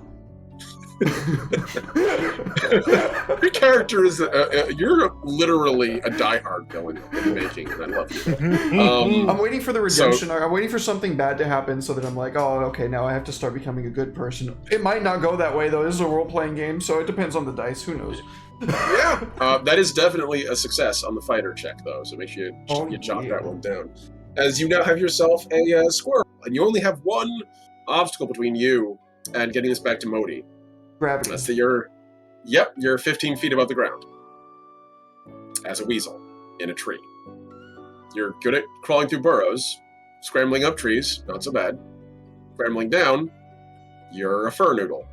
That's not very good at climbing. I grab his wings and I kind of stretch him out for a second, just considering it, and then No, that won't work. I use him like an umbrella. No, that wouldn't work. Oh, that's foul. That's really funny. So I'm going to propose a solution. You have a couple of options here with your skill sets. Just going to let you know. First off, you have Weaver. Weaver could be used to perhaps make you rope to get down, find some way to lash your way. 2, you could try Scout or Pathfinder. Scout's really more like moving carefully. Pathfinder's really more like finding odd ways down. So those 3 would all work. I really can't see any other role you have besides nature, which actually, not even nature. I forgot. You're a weasel. I don't have nature. If you were a mouse, you would have If you were a mouse, you'd have climbing in your nature. You don't. You're a weasel. So I burrow. yeah, exactly. And you steal, and you gloat, and you're aggressive and clever. Meat You're all- parachute ahoy! Clever. You could try clever. That is in your weasel nature. All 4 of those options work. Any thoughts? So I could roll my nature. If I fail, I lose a nature point, though. Is that right? Correct. Ooh. Temporarily. I'm gonna do it. That's my best bet. That's still 5d6. That's the most dice that I could roll here. I'm gonna try and get clever. Okay. That's what you love to Holy see, baby. I'm a smart boy. Overwhelming. Perfect. So first for this, you are going to give yourself a pass, because the way that this works is in order to roll your nature, you spend a point of persona. If you succeed, you tax your nature basically. If you succeed, it's refunded, so you don't lose anything. If you fail, it's a permanent or at least a temporary downplay until you get yourself back to sleep for the rest of the day. So yeah, you're clever. You're a weasel. Weasels be smart, or smarter than they should be probably. And you realize you don't need to carry this thing. I was thinking that, I was You can thinking just- that the whole time. I drop it. Yeah, exactly. It's already dead. 15 feet is not going to kill it again. I aim for so- some grass to not damage the fur. I have plans for it. Okay. You see it fall, then you just hear the as it hits the ground, bounces on a little bit of what seems like slightly slushier snow than the ice cold frost that's coating a lot of the ground here. As you guys are getting further northernly, you are starting to feel a little bit more colder. And then you realize that going down, those branches you were on before kind of gave you an idea. There's another branch nearby, smaller one, a little further down. It's not the full 15-foot climb, but it goes out far enough where if you got to the end, if it's springy enough, it'll just kind of lower you down. Hell yeah. And you just have to hope it doesn't do it all at once and break. But you're smart. You rolled high enough. You find one that's perfectly good for that. You kind of crawl your way out to the edge, wrap your little weasel paws around the end, and then you kind of Tarzan your way down to the ground. And it works pretty well. And you at the bottom have a new squirrel for Modi, and perhaps a way to maintain your station in the 5 weasel hierarchy of this expedition. Modi It's will not called a love farm. Tucan, best weasel. So excellent. That's damn, man. We're Hell on yeah. fire tonight. That made me feel good. Hell yeah. Those So early at this rolls point, scared me. yeah, they got kind of rough there for me. Let's see. I am going to take a look at the time. So we've been going for almost 2 hours. Did you guys need to take a break or anything? I think that'd be good if you guys are good for a break. Yeah, Quick rest I'll and take a break. Okay, All right, yeah. I'm good for a 5-minute break if you guys need to go do what you got to do. Cool. Don't go anywhere, anybody. We're going to take a quick 5, and we'll be right back with more The Frontier, a Mouse Guard actual play.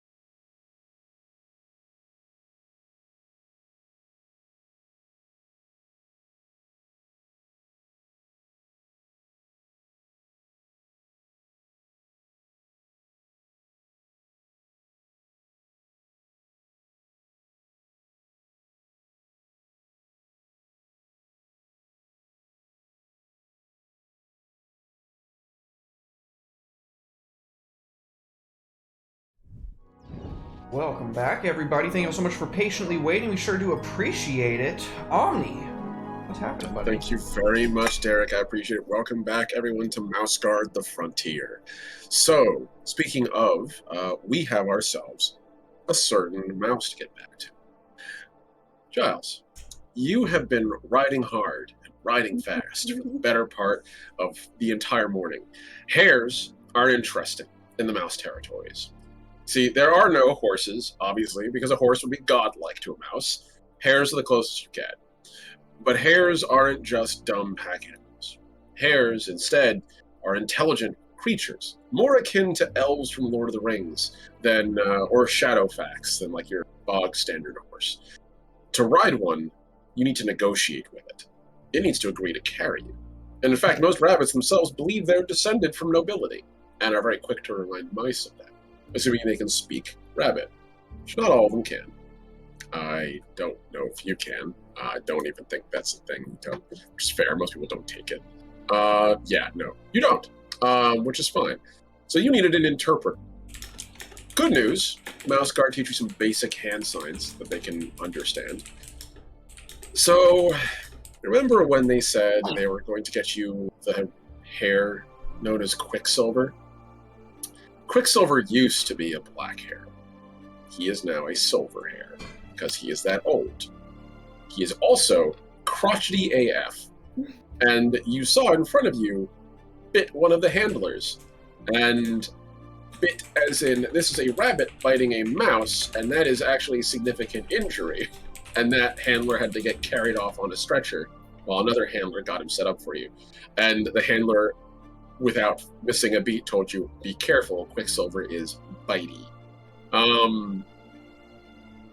Thankfully, that was the worst of it. Quicksilver, despite his age, seems to be reliable, if not cantankerous, and in a weird way, it's kind of a kindred soul, to you. At this point, you've been riding for most of the morning. At this point, though, you come across a large ridge, and on it, you can see there's sort of a small chasm. Something easy enough for a rabbit to leap across. But you hear this very strong whistling coming from the chasm. And something feels wrong. I'm willing to let you make me, if you'd like, a scout, survivalist, weather watcher, or cartographer. Or wild country. Actually, no, not wild country. Just cartographer, survivalist, scout, or weather watcher. Any one of those will do. I guess I'll do a cartographer roll. Okay. So that's 2? Yeah. I have 2 in cartographer. Does that mean I just roll 2d6? Correct. Okay. About Okay. 3 and 4. Yep. So that is 1 success, 1 failure, but it's not a traitor. So no worries. It isn't subtracting from your success. So you succeed. Give yourself a little check on that cartographer, buddy. Red continues to win. So as you sort of think back for a second, you remember you've seen charts of this region. You're a little bit south of where the port is, like a little bit southwest. If we're going by what we've seen before, I'm just going to close most of these.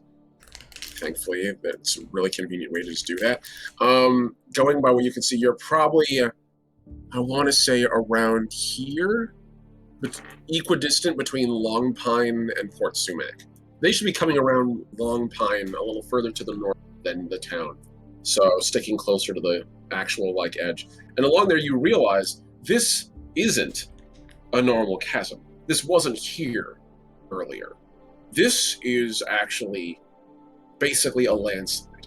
And it's caused this part of the hill to collapse inward and downward. There was probably an animal burrow or something in there, and the wind and the beginnings of what you're starting to feel raindrops occasionally will punch you in the back. Because, again, for a person like a normal human, it's a light tap. For a mouse, it's like getting hit with softballs. So you can start feeling like the rain and the wind have begun to collapse this burrow in. And from what you're looking at, it could get worse. They're going to need a way to ford this. because otherwise they're going to have to go probably about a half a day out of the way. And there's no guarantee that they won't find more danger further, especially further down, because this is a higher point. So there's less likely to be flooding here. The lower down they go, greater a chance of flooding.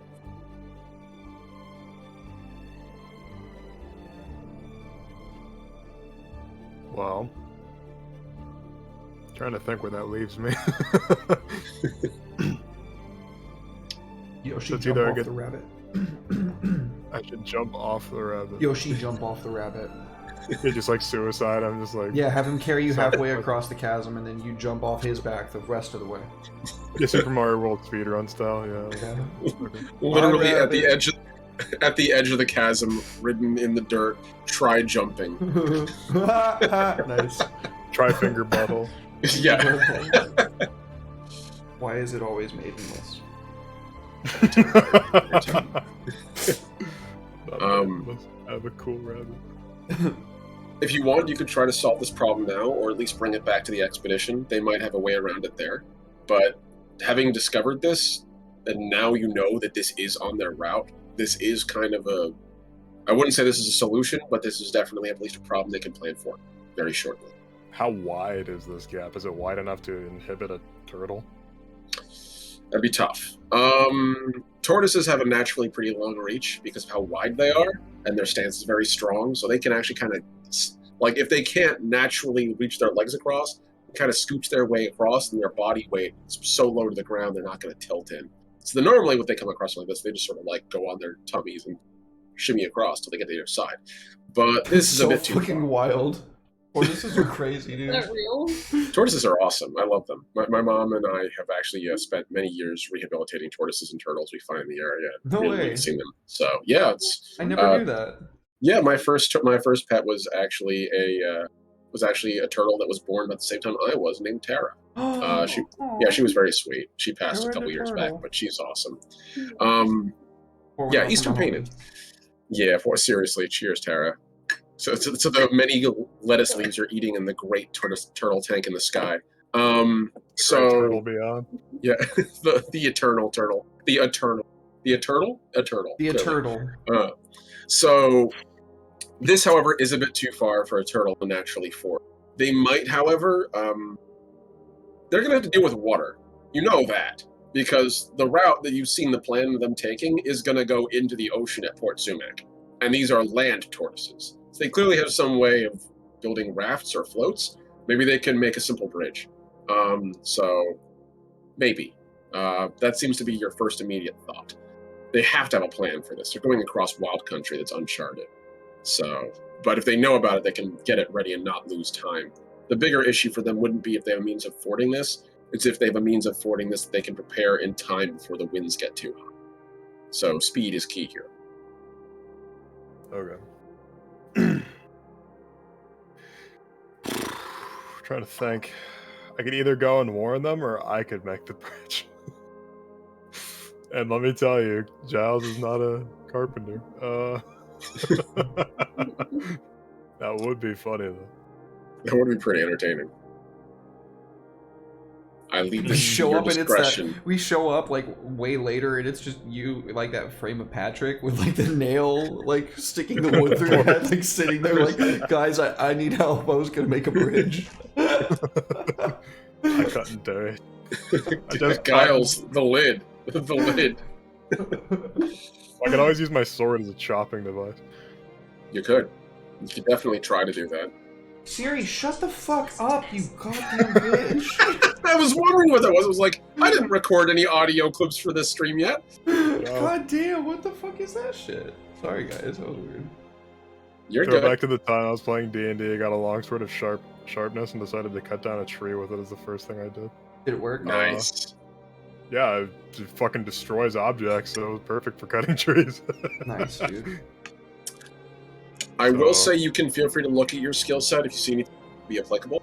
Can I fight a tree? No. Yeah. Unless it can hit you back. That's the trick. If you're willing to get hit back from a tree, by all means. It's like those fucking things you see people punching bags and they come back and smack them in the fucking head. Wait, That's Okay, true. the fuck- balls.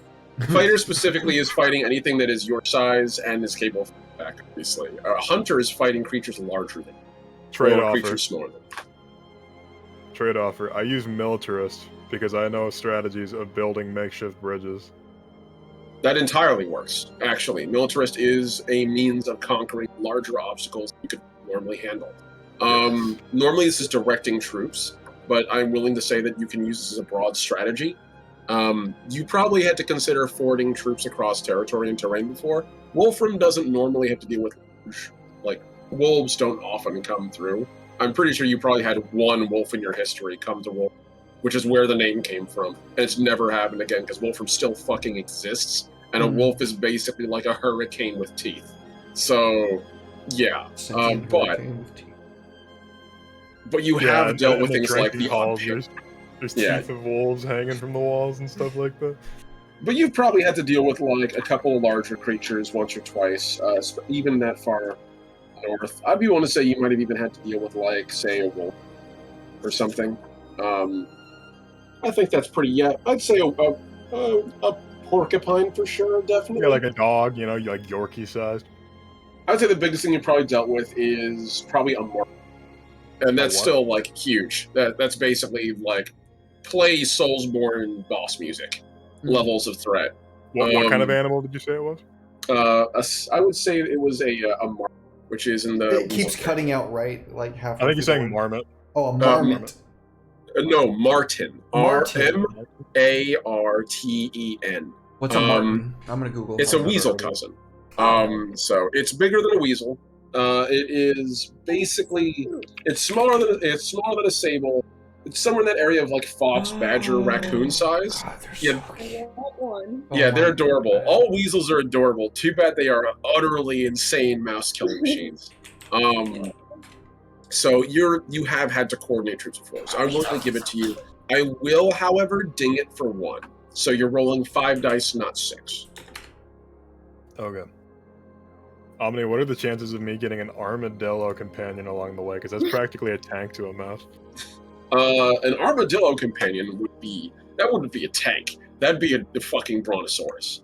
That'd be like riding a stegosaurus. That'd be like riding a Armadillos are stegosaur to battle. Huge compared to us, dude.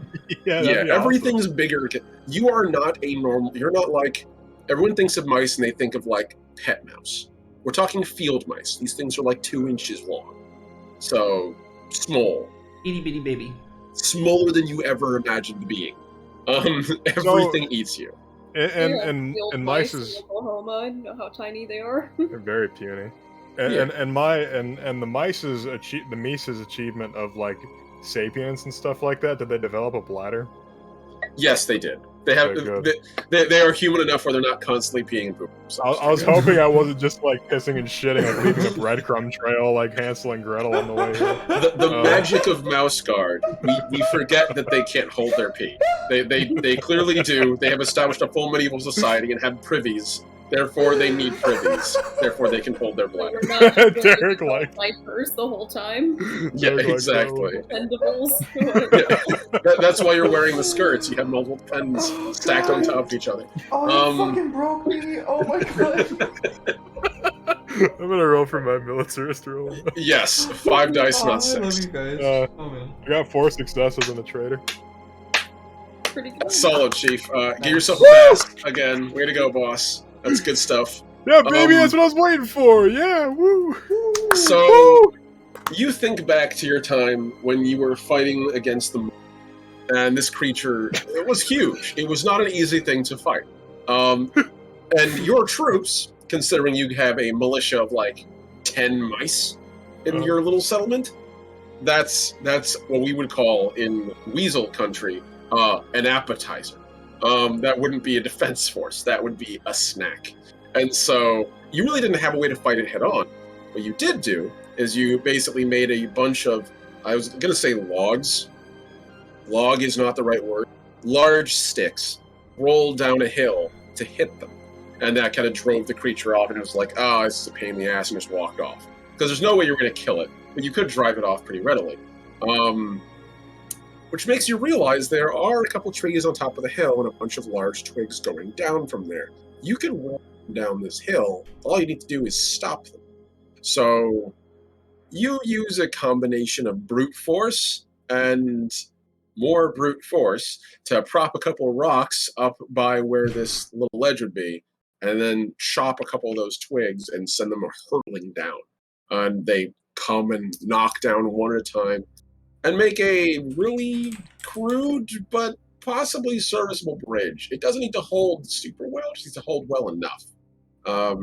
So if they get here soon enough, they might actually just be able to walk right over this. So There is no problem that violence can't solve. a good sword is also a good axe, is also a good hammer, it's also the last thing you're ever going to see. So Sounds like a good persuading tool, you Yeah. bastard. this is a blunt force weapon if you hit it with the flat side. So yeah, no. With little more time to spare, I imagine you would probably want to jump back on your hare and be on your way. But yeah, you managed to probably save the mouse expedition a lot of hassle. I'm willing to say at this point, we're going to jump back into... I'm just going to pop on into our friend, Sienna. Me. So, at this point, if this will ever load, the question I always ask Roll20, but I'm really not asking it, I'm asking my computer, because my computer's the thing that holds me back. Hooli with a rate of 5. Oh my goodness. Thank you, dude. So Thank awesome you, to have you on Hooli. board. Welcome. You did say you'd pop in, and it means a lot. Thank you so much. Oh boy. Hello, everyone. Welcome to Mouse Guard the Frontier as our mice and weasel players are trying their best to survive in the wilds of mouse territories and beyond. Come on in, have a seat, grab yourself some ale and a cloak, and relax. And as Omni always says, mouse it up. Mouse it up. We do say that. Yeah, That's something that we you say. That's I do totally something frequently we say that. all the time. His trademark catchphrase. 100%. 100%. I'm actually going to keep this piece of red lore. We're going to make this Omni lore canon. So I moused it up. Oh boy. So I'm going to say that you have been... Oh, okay. You've been probably bouncing around the caravan, doing your best to help everyone get ready, like many of the mice are. Unless you have something else you want to do specifically. Your call. Okay. I'm cool with that. All right. So you've been, as you've been going around, sort of battening down the hatches. Roll me Weather Watcher. Roll me, and with this, you can also add Thunderstorm Wise, Flash Flood Wise, and Rocky Terrain Wise. So that's whatever Weather Watcher is plus 6, because you have 2 in each. Say golf ball sized hail, by the way. If you succeed. I want a single piece of roll hail to Weather really just kill. Watcher, and then those all together. All right. 2 successes and a traitor.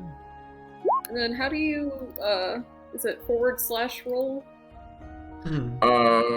Backslash roll. Yeah, What? /roll. Yeah. The one that goes like the question mark, where that one is. Yeah. Very good. Jesus. Okay, because right now you have Airplane. 1, 2 successes, but 1 traitor, so 1 success. 1 success versus 1, 2, 3, 4 successes. Mother Nature did not roll any traitors. So Spring, you can see, is getting a little antsy. Derek, if you have any dramatic music, now would be a great time to start playing. So it is time for golf Did ball I sized hail. fail- Did I Yeah. technically fail all those rolls? You did. You did fail. You did fail on each of them, so you can put a failure check next to all of them. How dramatic. Because The failure, you guys. I'm so Yeah. proud of you. Like boss music? give me boss music works. Okay. Boss music works. Cool. Play that one Austrian march. That'll be very appropriate for this. Wait, You know the one that don't goes we dun have dun da da da da da da da. something earlier for retelling the story to help me with my rolls? Yes. So it specifically is you can use Persona to add dice to your roll. 1 point of Persona, each die added. Or you can, if you roll any 6s, burn Fate and that lets you turn those into exploding dice and roll them again to add them to the pool. Considering you did roll 1-6, you could theoretically burn fate and roll the 6 again. Your call. Right now, you need to beat 4 successes. And how many successes did I have? 1. You need to get 3 more. So you can Like- burn as many points of persona as you want in a row to add dice to the. I will say it's steep odds, and you might need them. You might need these very soon. Yeah, no, it's not worth it. Okay. I probably just need like 1 more success, then maybe, but 3 is a lot to ask for. Yeah, especially with 50-50 odds, and always the chance of rolling ones, which is rough. What happens if you run out of persona? If you run out of persona, you're done with that persona. You can't use it until you reclaim it with good role playing, or by at the end of the session getting one of the various words for playing. I thought you were just gonna say you're done. You Yeah, just like, fucking die. You die. You turn to ash. Your- Your wall your will be like character's the end of the retired. mummy. No. That is how it works in Legacy, but in Legacy it's a far more extreme system. Persona and Fate just are your ability to leverage those skills. It isn't like a health meter that when it runs out you die. So you don't have to worry about that.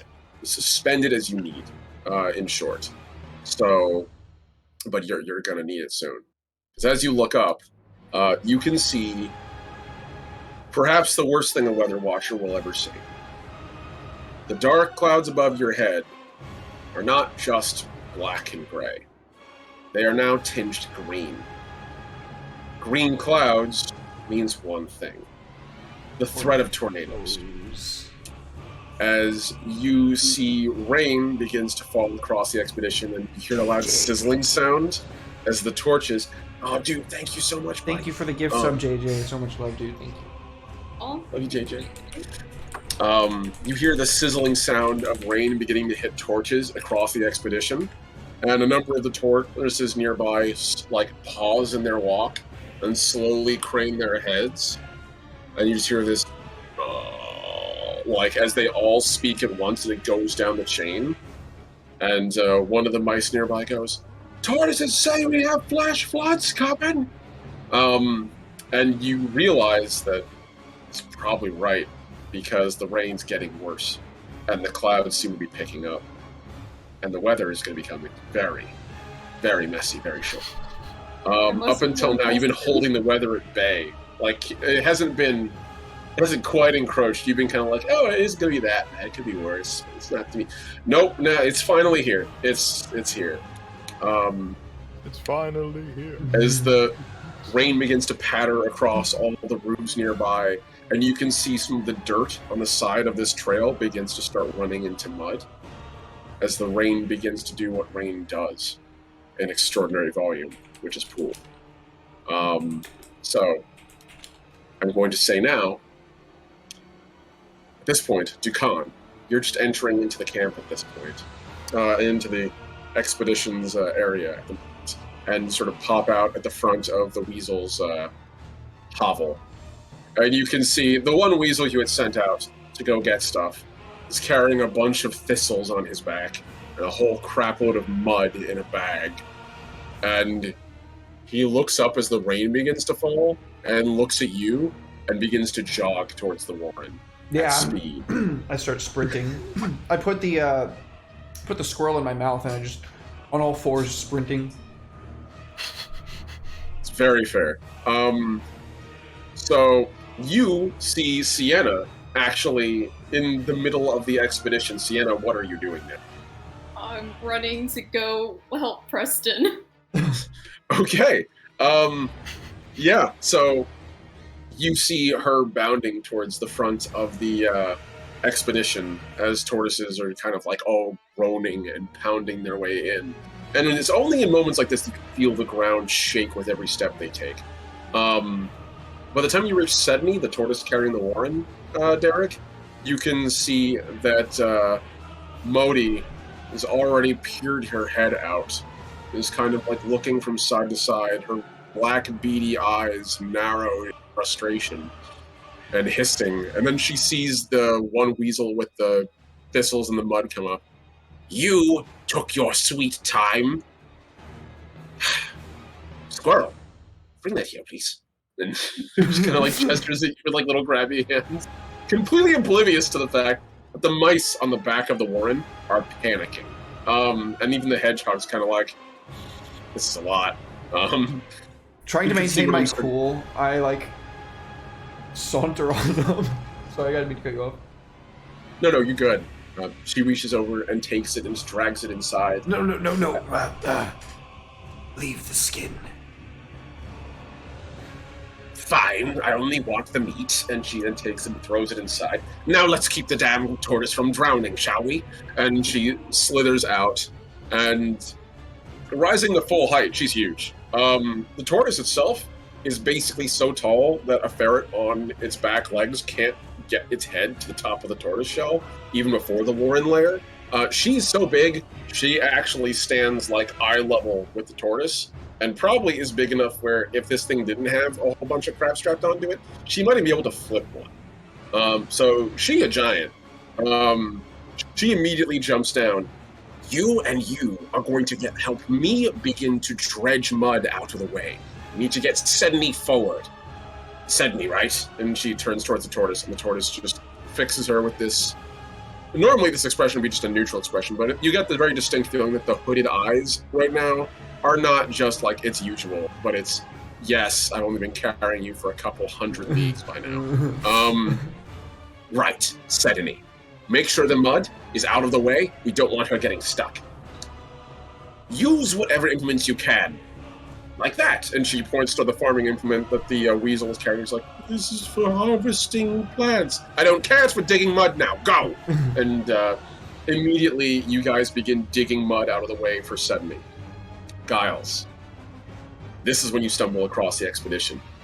At this point, Quicksilver has bounded in about like 200, 300 feet in front of the expedition, where you can see all the tortoises, and behind it, the weirdest shit, or like in the front of it, the weirdest you've ever fucking seen. You've never seen anything like this. The Invicta is fucking weird. And terrifyingly large.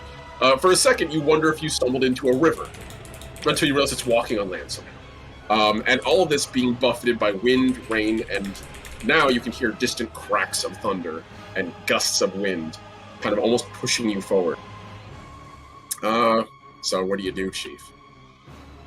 Well, there's nothing to kill, because I cannot fight the rain. So, Not with that attitude. you're still right. On me, I challenge the gods of weather. No. I challenge you, God. One-on-one combat! Greensbury rules! Let's see. So the turtles are still moving, right? For now, yes. They do seem like the soil beneath their feet is beginning to saturate with water, but their stride is still pretty strong. If it starts flooding, there's going to be a big problem. You can see a number of mice in front of the tortoises with shovels and occasional like twigs and straw, throwing it down in front of them so they have more to stand on, because it does help them go a little faster. The tortoises are laden down with a lot of wood, gear, supplies, and mice, so it's not like they can go all out. They are forced to crawl along. So, I think it's time for Giles to start giving orders like he's supposed to. okay. Because obviously these guys are out here just doing what they're told, but they don't have any instruction beyond that. So All right. he's gonna ride up on Hairback. Does that work? That works. So he's gonna ride up and he's gonna point his sword and he's gonna let out like a yop, so everybody's attention's drawn to this mouse in the back of this gray hair. The entire column ahead of you, like you can see it's the ship that's approaching you first, but a number of the mice on the ship like peer their heads over the corner, and you can see like one particular mouse with a black hat and an eye patch poke his head out with an eyebrow raised, and further down you can see a couple other mice peer. And for the record, Sienna, you can hear this too. Over the sound of the wind, you hear like this belted just like scream carry across. It sounds like it came from a much larger creature. At the very front, like this ancient, like medieval legend, is this silhouette of a mouse with a flowing cloak and a broadsword pointed up on Hairback. Like straight up would be on the cover of a like a heavy metal magazine if it were just a person. But you're there. You got their attention, guys. What do you do? Let's have here, you dirty ball bags! You there, you're gonna start moving straw beneath the feet while he shovels. Now get on it! Immediately, a number of the mice salute and get to it. Red, I want you to make me a militarist roll. Sienna, how do you want to contribute to this effort? What is your solution going to be? I'm taking a look. That's a good question. I want to win. I win! Red wins! Holy Red cannoli, win! cowboy. That's Jesus. No, God I'm so good damn. at this. Red wins! 1, 2, 3, 4. Yeah, wow. Red, another. Check that off, baby. And that was a Another tough win holy there, shit. too. That was a hard-fought victory, if you look Red at the wins! Yeah, for those of you out there, since you can't see the rolls, I'll get that fixed is- before next stream, guys, don't worry. You're good. Red rolled 5 successes out of 6 dice, and no ones, so that doesn't subtract any. And I rolled 4 successes on 6 dice. So Red utterly crushed the shit out of this. So Sienna, what were you thinking about doing? What was your plan?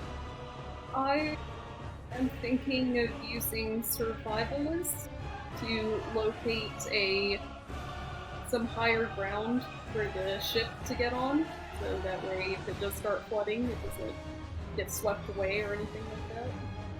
All right, that seems really smart. Okay, so let's see. So if you're looking for higher ground, I would say that would be I'd say that'd be Pathfinder. I am willing to let you add your wises to this. Right now, rocky terrain wise and thunderstorm wise both apply. Hell, add flash flood wise to this too, because the water is rising, and you can see that the ground is swiftly churning up from dirt to mud to slurry. But rocky terrain and Pathfinder. Is that right? Say that again? So rocky terrain, flash flood, and Pathfinder is what I'm rolling. Yep, okay. You can also add thunderstorm wise in too, because this is definitely a thunderstorm. So basically, whatever your roll would be, and then add 6 dice as well. Okay.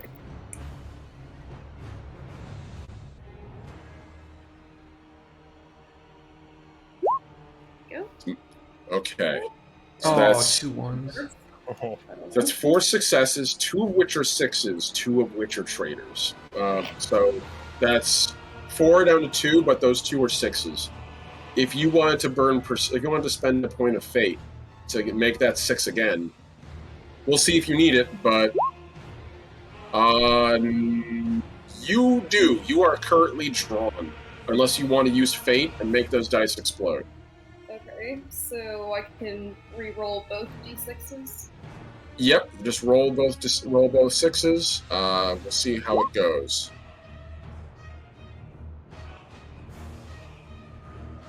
Another 6. Nice. That continues to explode, so you're now up again. You're now beating them by 1. You can roll that 6 again. Oh, hell yeah. 2 additional successes. Nice. Hell yeah. Exploding dice rule. Not bad. They really do. I love exploding dice systems. oh. Damn, that is great. So, okay. Having expended that fate point, you're down to now 1. Still good. You initially sort of look around, and looking for high ground, you're heading towards it, but the real issue is finding high ground that the tortoises, and that in this particular case, the ship can navigate to immediately. And you actually see that off to the side, where Giles is, he's sort of at the top of a hill. But off to the side of Giles is like a higher patch of ground. It wouldn't normally be navigable, it's like pretty sheer. But you do see at the very top, there's a spot where if you knock rocks loose, it might give better traction. So you run up, and how do you do it? Because you succeed. Check all those off with passes, by the way, again.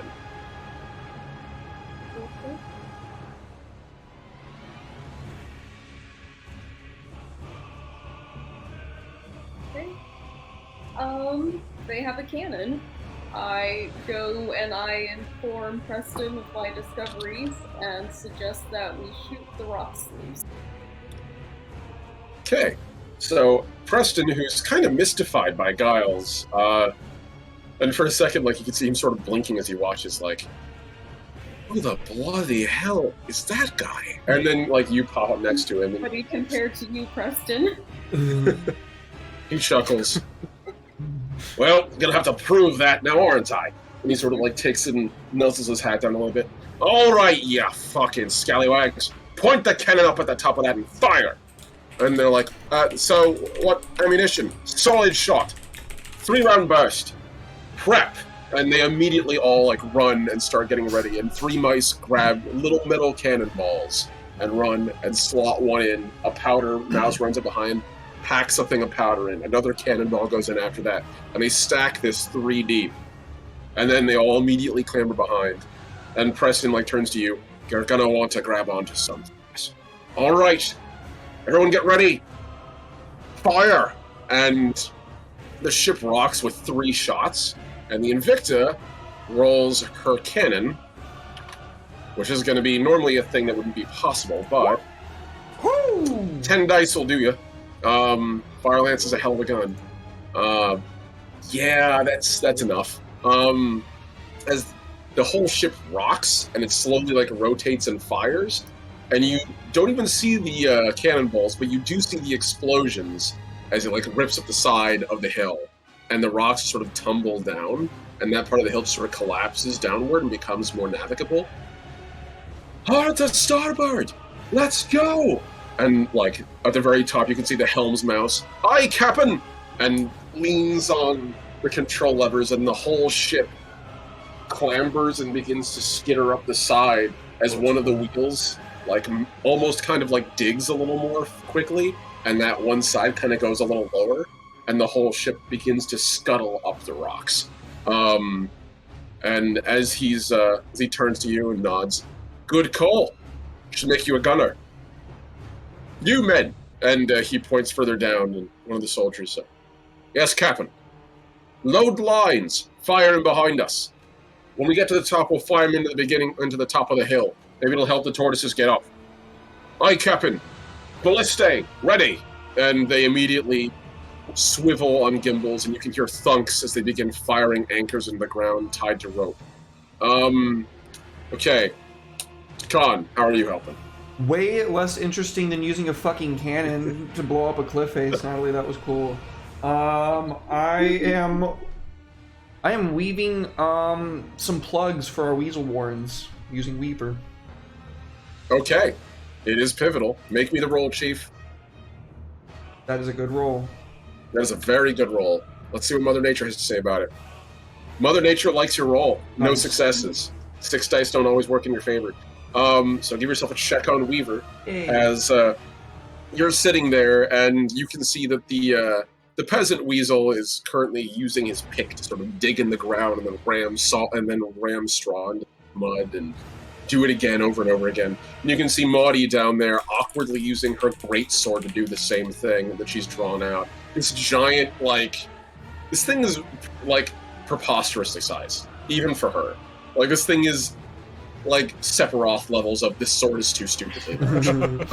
And she's literally not even using the handle, she's using the crossguard to ram this broadsword into the ground and, like, dig trenches that this peasant then throws saw into.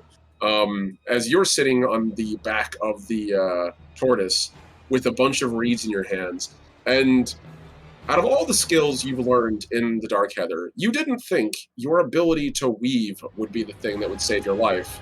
But your master did in fact tell you this might one day save your life. Yep. As you take reeds in your hands and very expertly knead them together, one over the other, round the back, over and over, tying dozens of square knots, and then interlinking those with another set of square knots, and then taking a slathering layer of mud and coating over it. And very quickly you have like a thatched patch you can slap over the top of the warren. When you can see, you're going pretty quickly, but you need to hurry, because as you look in, you can see the lower warrens are beginning to fill with water. And if it gets too full, the whole tortoise become heavier and likely sink into the mud, even with the straw you're laying down. So you are making progress. My better keep stuff. Yeah. On the back, you can see that the mice, like across many of the expedition, are currently taking powder and feeding it into the torch on the back to make it blaze lighter and brighter than before, so that even in this driving rain, which is making visibility hard, you can still see all the torches ahead of you in the expedition. They all blaze against the storm ahead of you. So, yeah, you're making progress, Chief. Make sure you're checking that off. Okay. Kind of knows we're here. Uh, Go on. yeah. Because the fires. So I'm going to say that the expedition manages to get to the top of this hill and up that side over the next couple of minutes. The process is slow, but the climb is possible. Once you're on top of the hill beginning to move, the mud's no longer really an issue. You're on grass now, and the hoarfrost is washing away underneath this rain. It's actually pretty crisp and easy to walk on. The tortoises begin getting traction again and moving more quickly. The problem becomes, as you look forward, you can see your bridge red, and it's coming up close. And the distance, you can see one particular black cloud slowly go from the sky, reach down, and touch down. And the distance, you hear a rumble. And a tornado has made touchdown. Yes, probably within a mile. When you say tornado, do you mean like like our size tornado, or do you mean Our like... size tornado. Oh God! Probably if anyone wants to make me a weather watcher roll, I might tell you the F speed if you'd like. Your call. Fukushima scale. Fujita scale. Yeah. Not the Fukushima scale. You better hope it's not that. Then you got a whole other problem. All right, so that's enough successes. Okay. That's it. So get another check and pass. That's F2. For a human, that's enough to destroy a building readily. For a mouse, that's nigh on the finger of God. So you're now seeing I this see why thing. The boss music. Yeah, exactly. It's in the distance right now, but the way the wind is blowing, this will come towards you guys soon. You need to get over that bridge fast on tortoises, which, even though everyone always calls them overly slow, which is not true, tortoises actually can run pretty quickly. Try to spook a turtle in the wild. Watch it very quickly begin to run at 6-7 miles an hour. Charles is gonna see this and be like, "We're not in Wolfram anymore." He's gonna go running back and he's gonna be like yawping and yelling for people to hurry the hell up and get moving as fast as they possibly can. And he's gonna use his sword and tap on the side of the shell of the tortoise. So as you're running up and down the expedition, you can see from one of the lead tortoises, one particular mouse clad in blue finery, utterly unmissable with her halberd, is in fact, it's actually Gwendolyn of Lockhaven, shouting orders, but her voice is being largely lost to the storm. And next to her, her husband, Saxon, whose voice isn't being lost to the storm because the man's a bellows, screaming at other mice to coordinate their motions. They see you run by, and Gwendolyn points her halberd at you and gestures for you to come closer. He's just, get your ass moving here! That way! Like slapping out his little hand, like, "Gah!"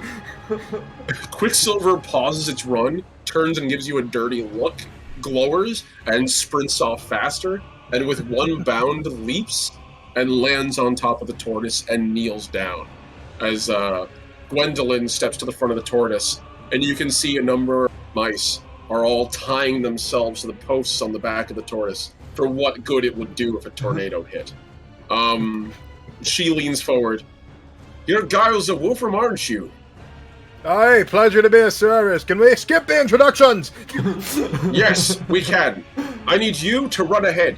You said that you make... I'm pointing at that right now because I'm assuming you are the responsible one for that? Aye. Good. Here. And she turns and gestures, and a pair of mice come up holding a bolt of rope. And she takes it in her arms and puts it in yours. Go up there and tie it, because we're going to need to cross that thing, and we're going to crumble into it unless it's tied up. Are we clear? Clear as crystal. Good luck, Mouse Guard. I don't normally take orders, it says. Started running off. This feels like a good time to make exceptions. So, with that, Quicksilver turns and bolts towards the bridge. Having clearly heard Gwendolyn's orders and being willing to listen to her. Even if he's a little reticent at listening to you. So... He's listening to me pretty well, to be fair. Yeah, he's doing pretty decent. Okay, Giles. So, here's where we're gonna get interesting. I'm forcing you to make this roll. You've been given a task to lash up that bridge. You're not skilled in Weaver, but what you can do is you can expend a point of persona to roll your nature. You will be reducing your nature after this. There's no way around it because you're using it to do a task you're not skilled in and it's not included in your nature. But if you fail, you don't just lose 1 point, you lose 2. And that makes you, for the record, permanently less mouse-like.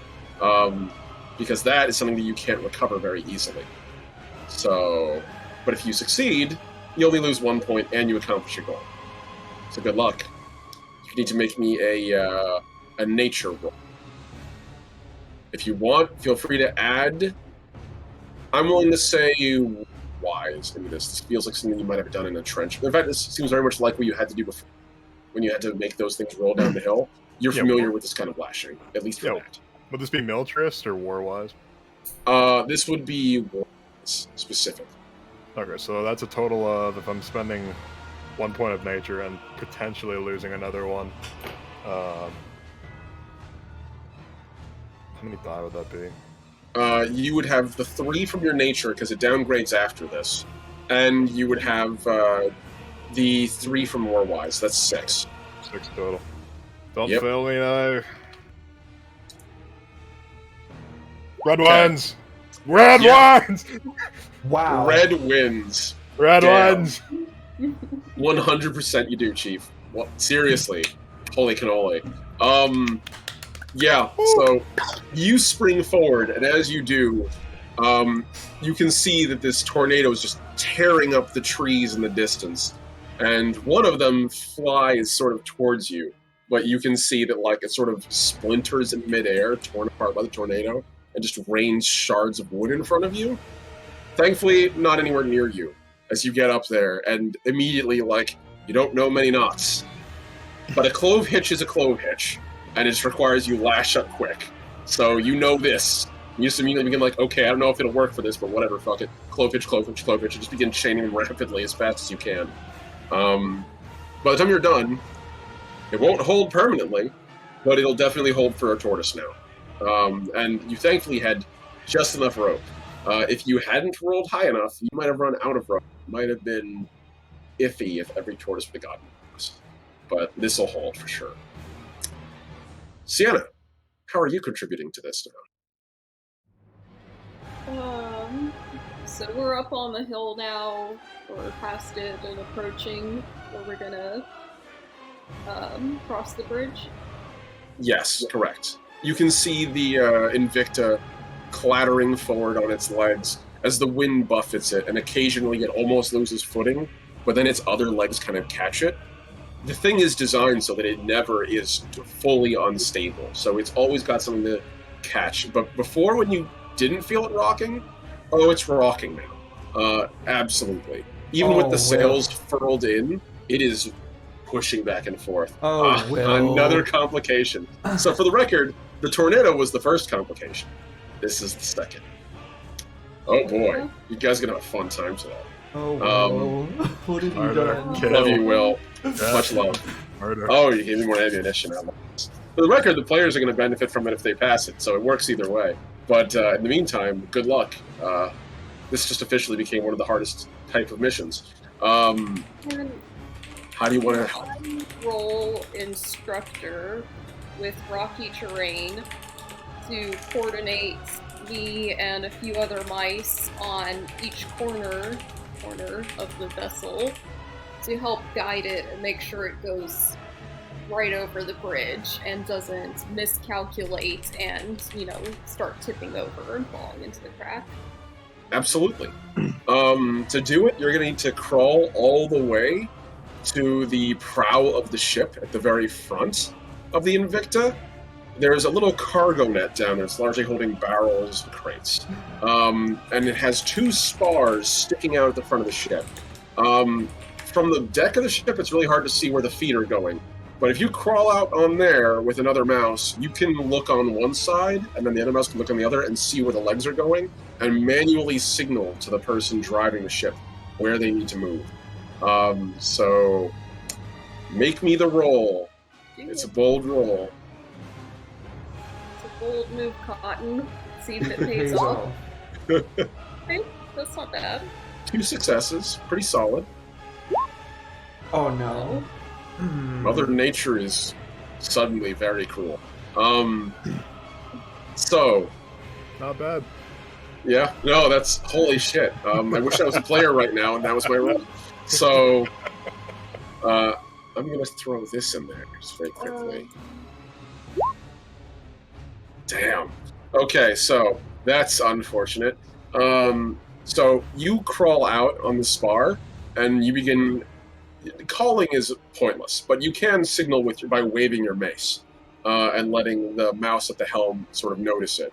And so as you do, another crewman climbs up and sort of peers over the edge, begins looking as well. And he's so focused on looking down that he doesn't look up. And a rock, hurtled by the tornado from a great distance, hurtles, skips on the ground in front of you, strikes the mouse with a thwack, and you don't see him. All you see is a splatter of blood against the wood timbers where he was. The body's gone. You don't even know where it went. One of the crew just ceased to exist. It didn't hit you. Yeah. I did make the roll to see if he would dodge it. Yeah, but that's what like the. It has the force of like a .22 caliber bullet. It's instant death. So, yeah. So the Invicta, as you're shouting, like you sort of like notice like where its leg is going to go, and you sort of call out to avoid it. And you can see the crew member does sort of steer around, but with no person on the other end, he doesn't see one of the legs going into a rut, and it kind of stumbles, and the ship kind of rocks, and it loses a little bit of speed. It isn't tipping over yet, but any more stumbles like that, we're gonna have a problem. This is going. So, I'm having a fun time with this. I love. Oh yeah, this is great. So. I love dying and being dead. Dying and being dead. It's everyone's favorite pastime. So, the good news is everyone's good at being dead eventually. Dukan, how are you contributing to this? Have I finished my weaving? You have probably one more round of weaving.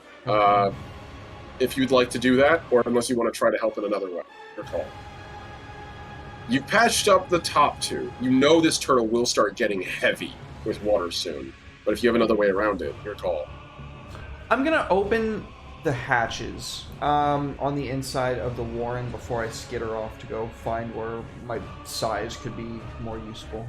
That way, in case any rain does get on the inside, it'll drain out the bottom. So you, the inside of the Warren doesn't really have many hatches. It's literally made like a series of tubes. It's the internet. But that said, there is a way around it. You have weaved enough entrances to seal the top 3 chambers, which is yours. Wow, my brain is just and Modi's. Delilah, yes, and Modi's. Thank you. But the bottom ones you haven't finished yet.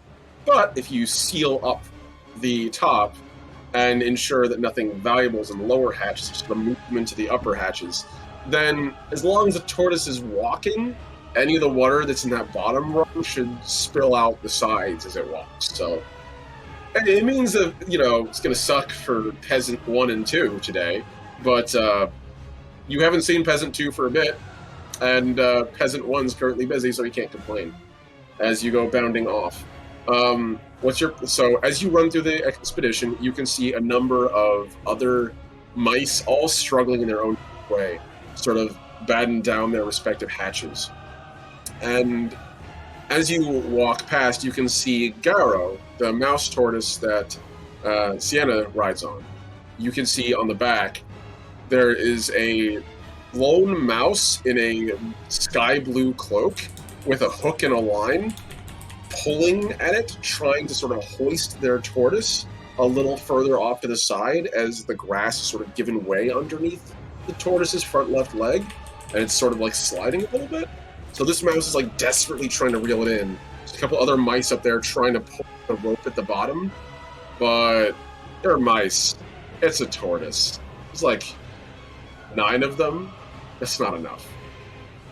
I'm just gonna Maybe for a go weasel, lift though. with my legs. That is very fair. It's very fair. Okay, so if that's the case, then make me... I'm willing to say for this, make me a nature. Okay. So I spend a point, so it's 4 dice. Yep. Poop! Poop! Poop! Poop! You have persona points. What does that allow me to do again? Add dice to the pool, if you'd like. Your call. I would need 2. Yep. You would need... 2 successes. You would actually need 2 successes to get to a positive one. And hold on, before we do that, what does Mother Nature have to say about this? She might roll worse than you. There you go, she rolled worse than you. Let's go, baby! Actually, no, she rolled slightly better. better than you. Okay, I'll Just spend a better. persona. A 0. But if you literally roll 2 die, if you literally get 1 success, it'll just like 1 extra die, 1 success over it, then it's a roll off. Woo! There's the extra success. It's a roll off. Roll again. Also, hey Outlaw Kane, how you doing? Our players might die. Hi. We're having a fun time as they're trying to avoid being washed away. There we go. That's way better. Oh, that is so much better. That is 4 successes flat versus 2 successes. So at first, you reach up and you grab the tortoise's shell and you begin to lift. And as you do, you hear something crack in your back. You're like, ooh, and then you push a little more and you hear the rest of your back crack and you're like, oh, that's so much better. And you just heave up. And the tortoise, like, its foot was kind of like grabbing at empty air, but as its shell begins to lift, and the tortoise cranes its head slowly to see you lifting, sort of reaches forward and puts its paw down on solid land and heaves its body up. And the whole tortoise begins to right itself as the mouse on top zips its hook back into its hands and turns around to look at you. How heavy are these things compared to, like, me? The tortoise? Yeah. That was fucking huge. Okay, I'm like screaming probably the whole time. Like, Yeah. Yeah, you're doing the full anime should not lift this. Gonna need medical attention after this lift. But Remember, kids, this is a good example of always lift with your back. yeah. But as you sort of like finish pushing and the tortoise gets on solid land and all the weight alleviates off your back, the tortoise can now carry its own weight again. Cedric, you realize the mouse who was on top as the patrol leader sort of leans down off the edge. Well met, Weasel. Well met. And sort of gives you like a quick little salute, which is the first salute you've probably gotten out of any of the mice in this expedition thus far. I don't really know Make what sure to do you- with my hands. I kind of... And then scamper off immediately to find somewhere else to help out. Hang easy, bro. I love that. So make sure you check off a success on your nature, and you are refunded for it, by the way. Which is good shit. So, finally, we're on to Mother Nature. What's she gonna throw at you this time? So as everything goes pretty much according to plan at this point, more success than failure, the Invicta kind of hobbles along, eventually gets its footing, and it can't make the bridge. It's kind of a little too wide, but it literally comes over towards the towards the chasm, and its stride just casually crosses it. It's surprisingly big legs. The tortoises, however, have to go over the time slowly, and most of them begin to get over. So far, there's no problems with the bridge. And then in the distance, you hear the roar of wind get louder, and the sky get darker, and that tornado from earlier begins creeping swiftly towards you guys. We need to find shelter, stat. Fuck. It's starting to throw shit at you, more than just one or two things. For the record, I just work here. So, the thing I'm going to say is this final step of this challenge, the hardest possible difficulty I can throw at you. The tornado throws a tree, and the tree splinters into shrapnel, and chunks of wood easily the size of 3 to 4 of these tortoises wide, and hurtles down at you. You guys have maybe a couple minutes to react. Any ideas?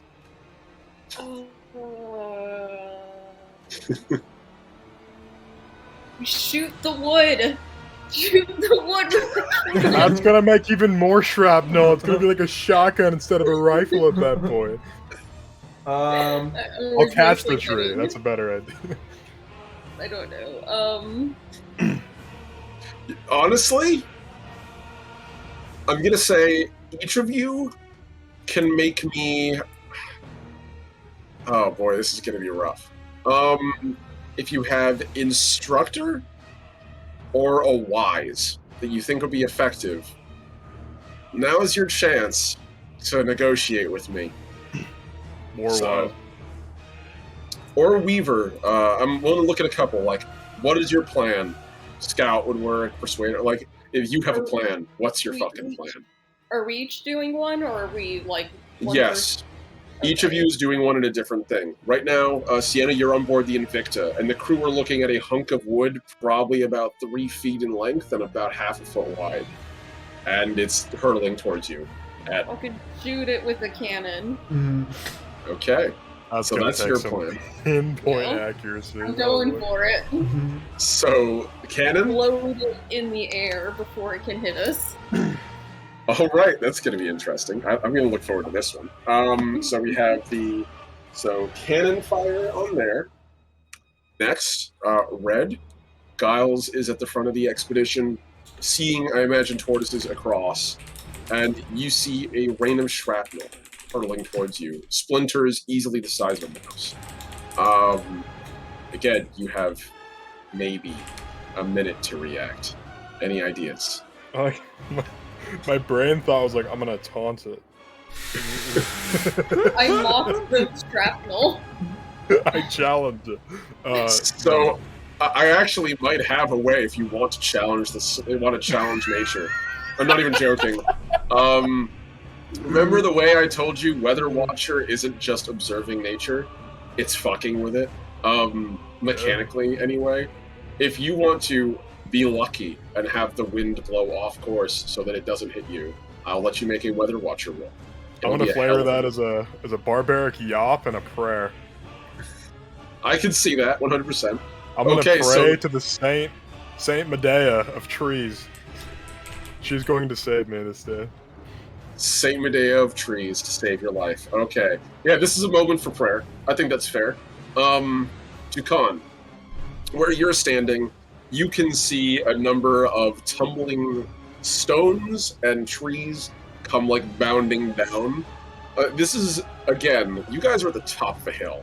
The wind is so strong, this is sprinting up the hill like a bowling ball being rolled down an alley. These things are easily big enough to shatter the structures on the backs of tortoises. You are near Garo and the hedgehog tortoise with the cannon. What's your call?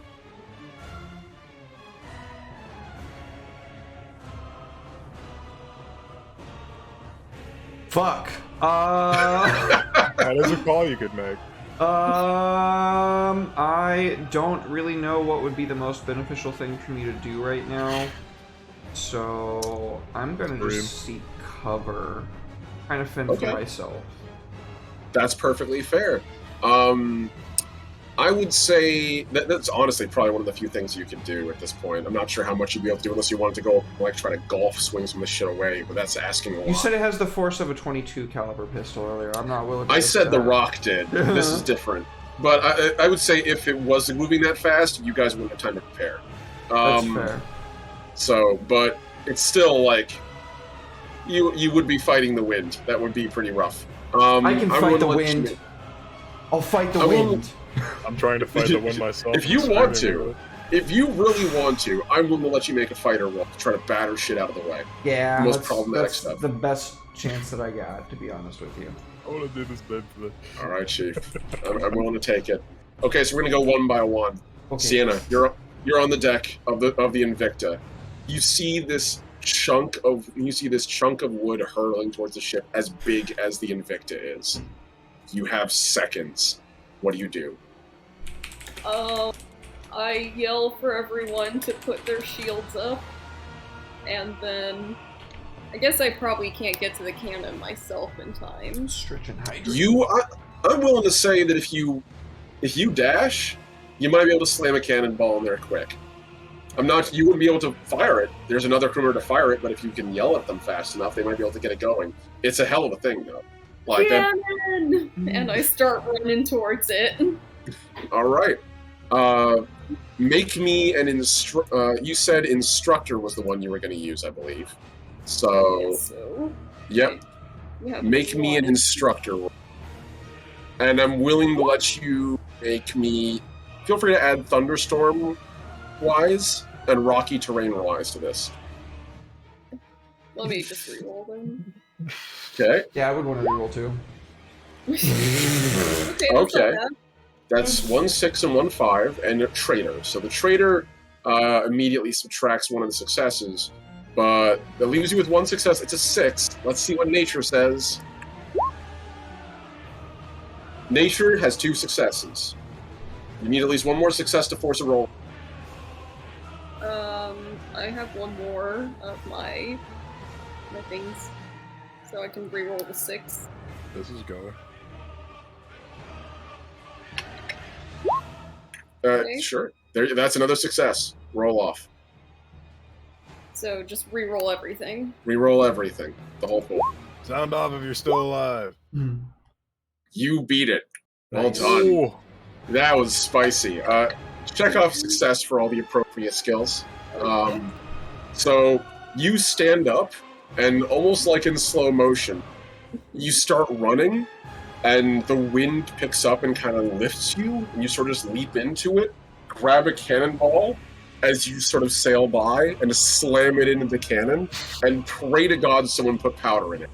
And then just scream, "Cannon!" as loud as you can.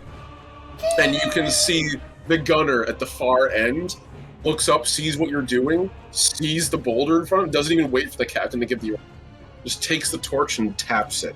You're maybe like an inch away from this thing when it fires, and the shockwave blasts you off and sort of bounces you off the rigging.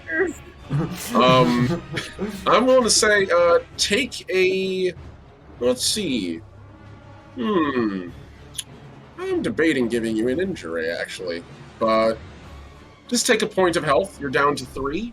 Because that was a hell of an impact. But as you do, the ship rocks and fires the cannon. And you didn't look very closely at the cannonball you fired. You sort of grabbed whatever you could and slammed it in there.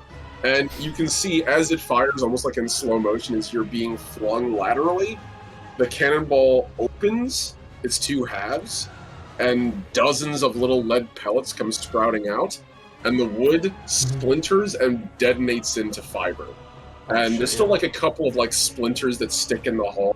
You can see one mouse like holds up a shield just in time for a large like 1.5-inch splinter to lodge itself in and pin the shield to the ground, but miss him.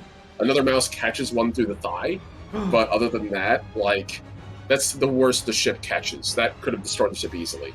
Well done. Damn. Giles, describe your prayer, buddy, and make me that roll. Okay, well, how many people are up on the deck where he is at the moment? on the deck of the tortoise that you can see, there's 10 mice plus Gwendolyn and Saxon. Perhaps I could do something militarist. You could if you want. He's gonna hop down off of Quicksilver. Neo Soul God with a rate of 2. Thank you. Welcome in. Thank you, Chief. Welcome in. Thank you. Let's see here.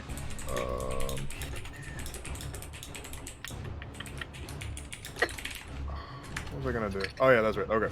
So he's gonna hop down off of his rabbit, and he's going to step forward, and he's just gonna ready his sword, and he's gonna yell for everybody. Everyone, high guard stance! And he like holds his sword like high above his head, and he's gonna start chopping at the wood as it comes. That's some hero stuff right there, like Jet Li's hero, and I love it. As you do, the mice on board the tortoise like see like the fragments of wood coming, like all of them are immediately horrified, but hearing the order to fight. Every one of them, even Gwendolyn and Saxon, bear their blades. So make me a militarist roll. Oh yeah. And also, because you did this, you're getting an extra roll in there too. Uh-oh.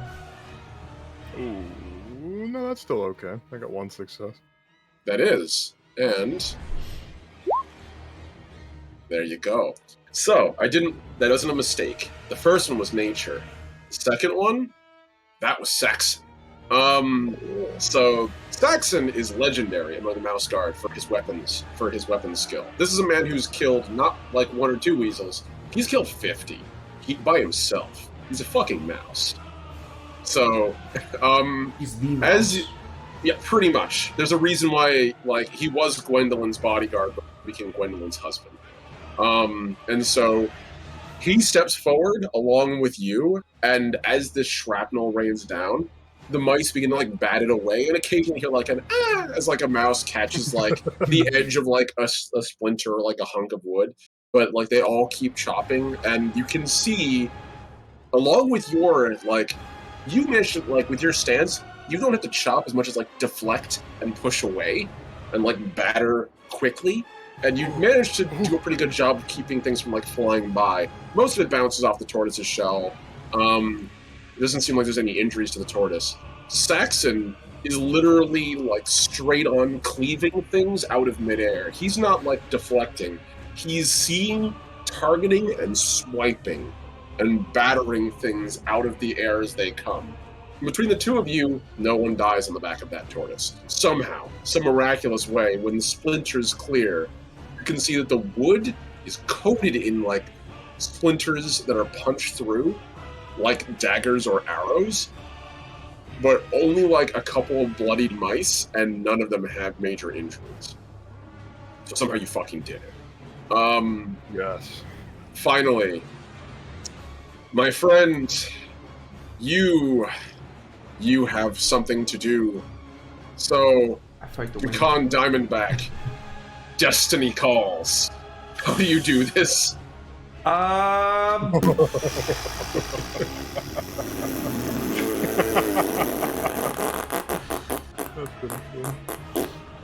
I'm trying to use the flat side of my halberd.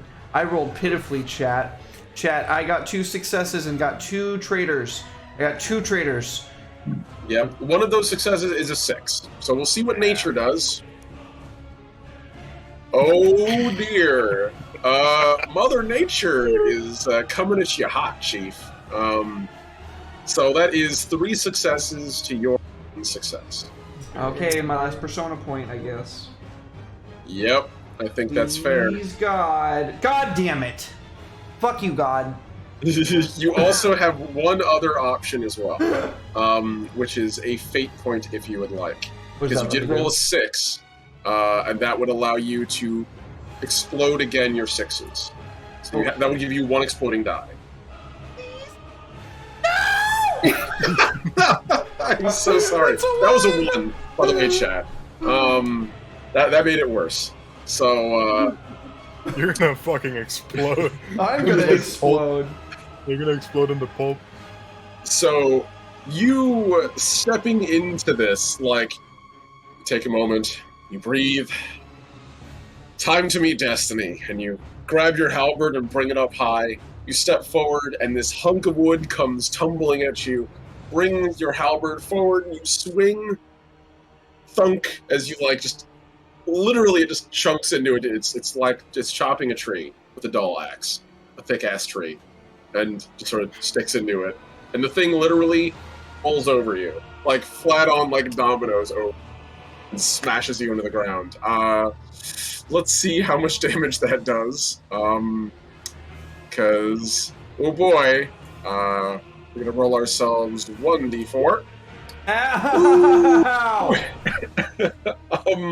So as you step forward, you can hear behind you like Cedric just screaming, "You're crazy!" As you literally step in this thunk, flop, and as you do, you can feel your body just get pushed into the soil. And man, you never realize how rocky dirt is until you're like forcibly crushed into it. You've definitely shattered a couple of ribs, and you probably sprained your arm. You have, for that, thankfully, it seems like most of the debris seems like not hit the tortoises, and the one that does hit Garo hits the shell, and it groans and just sort of shrugs it off. So the expedition is fine, but you, my friend, are no longer healthy. You are now injured. You have 1 health, and you are injured. But you survived, so well done. Yeah. And after all the tortoises cross the bridge, and Dukan, I imagine you're sort of like limping along, like cradling your rib cage, and probably like blood dripping from your mouth. You sort of feel like a tug on the nape of your neck as Modi like leans down, grabs you by the scruff with her jaws like a cat, and pulls you onto the back of the tortoise, and sort of just pats your back, like completely ignorant of the fact that you have broken ribs. Just like, just rest, it's fine. Oh, won't do that again. Just stay down. We're clear! You can't She fight screams. the wind. Not yet, little one. One day. Move! And like you can hear, like as she yells, your tortoise suddenly like strains up a little more and begins to clop more quickly. As the mice and the hedgehogs hanging off the back watch with utter terror as the tornado traipses up the hill where you all and chews up the earth, sends it flying everywhere, and just spirals off into the forest with a horrible smashing sound. And behind you is a trench probably about 20 feet wide and about 5 feet deep where it just destroyed the hillside. Congratulations, you survived the mission. We did. You can now take the music down to a more calm tone, whatever you feel be appropriate. That was pretty harrowing. That was. Whew. So, thank you very much, Al-Laki. I Thanks, think King. everyone could use a nice drink after that one. Damn. So,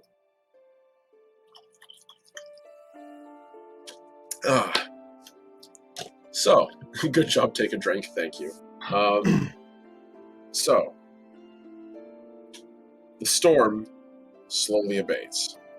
And as the day goes on and begins to come into evening, the guards at the gate of Port Sumac are kind of all just like standing there, looking left to right, unsure what's going on. One of them mentions something like, "Isn't the mouse guard supposed to get here? Aren't they running a bit late?" And you can hear and further down along the gate, you can hear a mouse shout, "Mouse guard expedition spotted!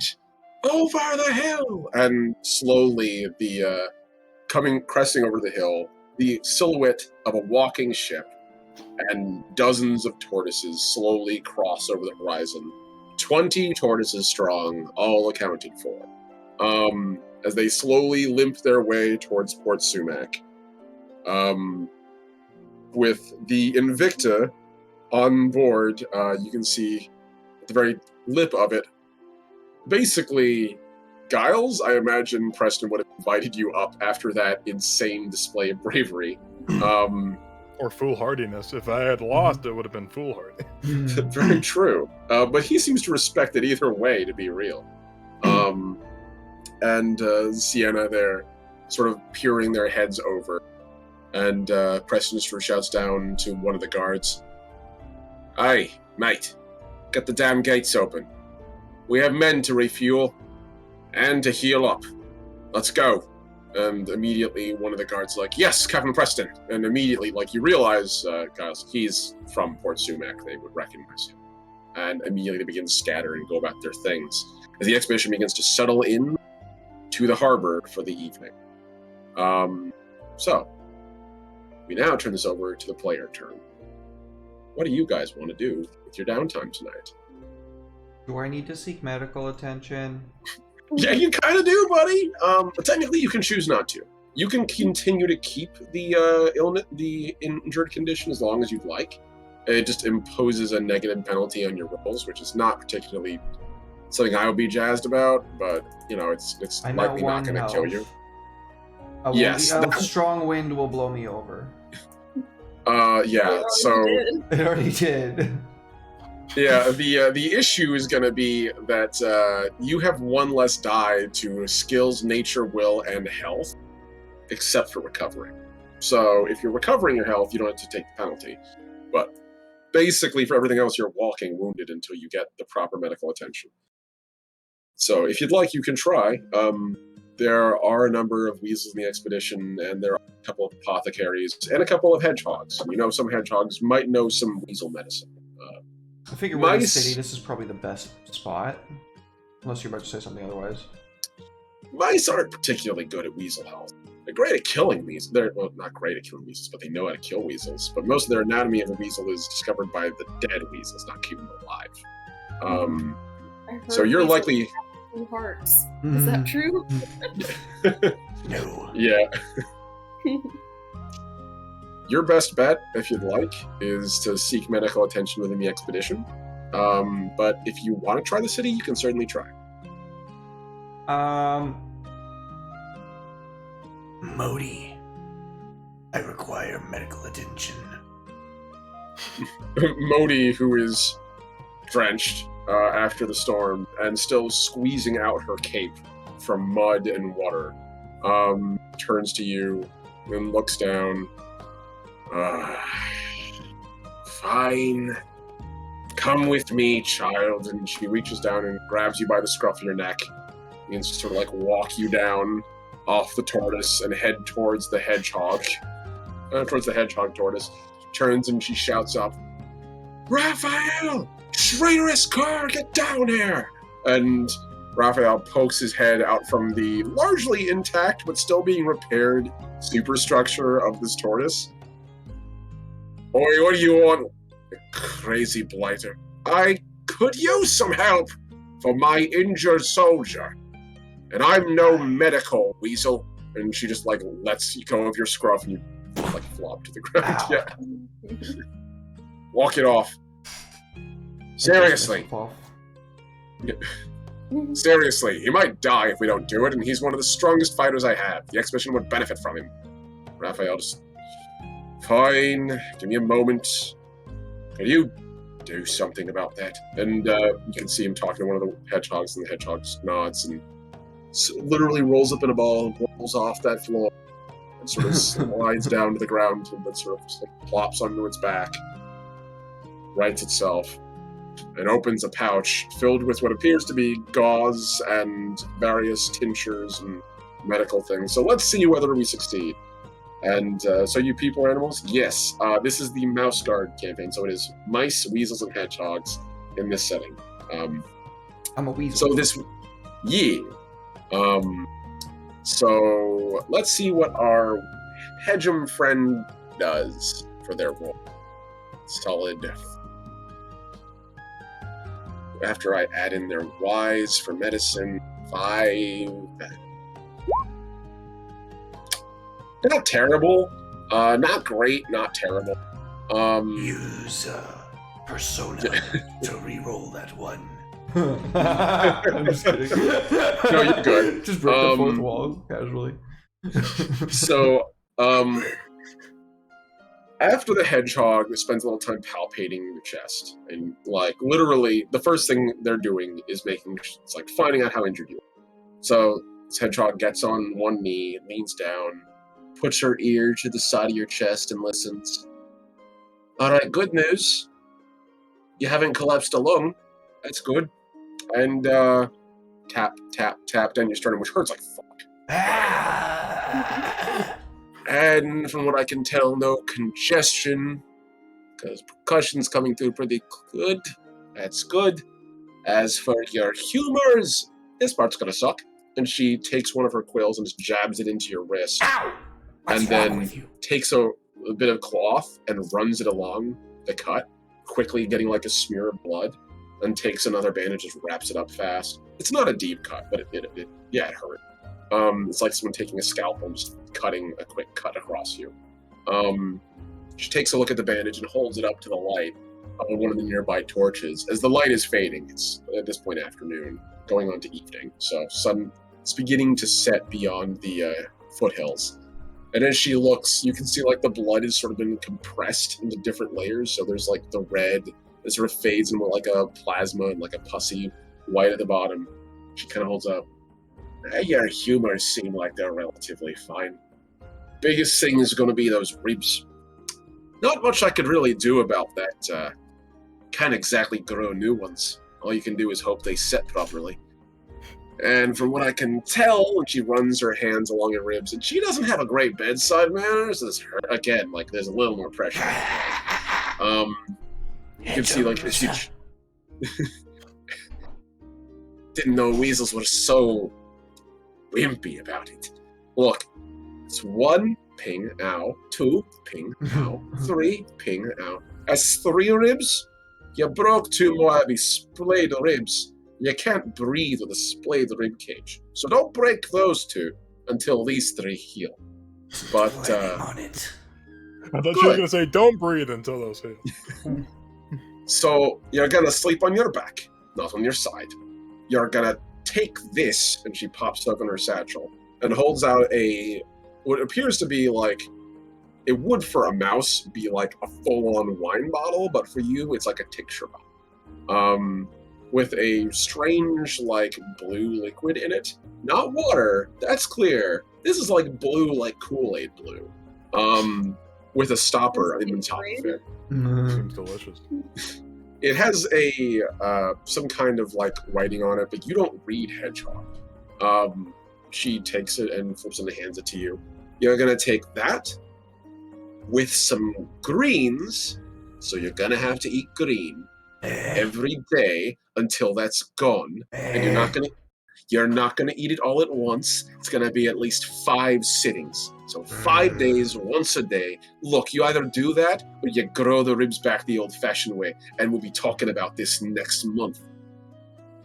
That'll speed the process up a little bit anyway, and dull the pain, which is the bigger thing, because I can't exactly fix this, but I can at least make it go a little bit quickly. I look up to the sky, and in Weasel, I basically say, Fuck you, God. and then I just snatch the thing out of her hands and like quickly turn away. You're fucking welcome, you ungrateful whelp. And she turns around and begins to clamber back onto the back of the tortoise. So, Derek, that was a successful check on the part of the hedgehog, which is a proxy for your check. So you no longer are injured, you are healthy again. But you are still at 1 health. By the start of next session, you will be back up to full. Cool. So, well done. So, who's next? Who wants to do a thing? I don't know what I want to do yet, so if you have an idea, go for it, Red. Oh, okay. Well, so Giles is just gonna walk inside, like wringing his cloak out, just like wringing it all over the floor. He doesn't really care where he's going. and he's keeping Quicksilver with him for the most part. Obviously, he can't take him into like a bar or like a tavern or anything like that. But he's like, stay. Quicksilver gives you this half-lit look of like I have a fucking choice. And he just sort of sits on his haunches and waits, and looks down and sees some grass and begins nibbling. He's gonna go back to the tavern where he left his crew. So as you reach the tavern, you can see that the crew are all in there, all talking, some more animatedly than others, all looking a fair bit concerned. They haven't heard anything yet, as far as you can tell. And, you're getting a couple whispers of like, is Giles going to be okay? That was a pretty messed up storm. I hope he made it in time. Until your equerry looks up and sees you at the door. 3 cheers for the returning hero and a round on me! And immediately, like, the whole tavern cheers as men and women all look over, and all the mice raise their flagons at the same time and shout your name in triumph. He's just gonna go over to the table he was previously sitting at before he had like the sudden urge to get up and leave. He's gonna plot back down and like sit his sword on the table. Oh, it's kind of sprinkling out there. Oh, man.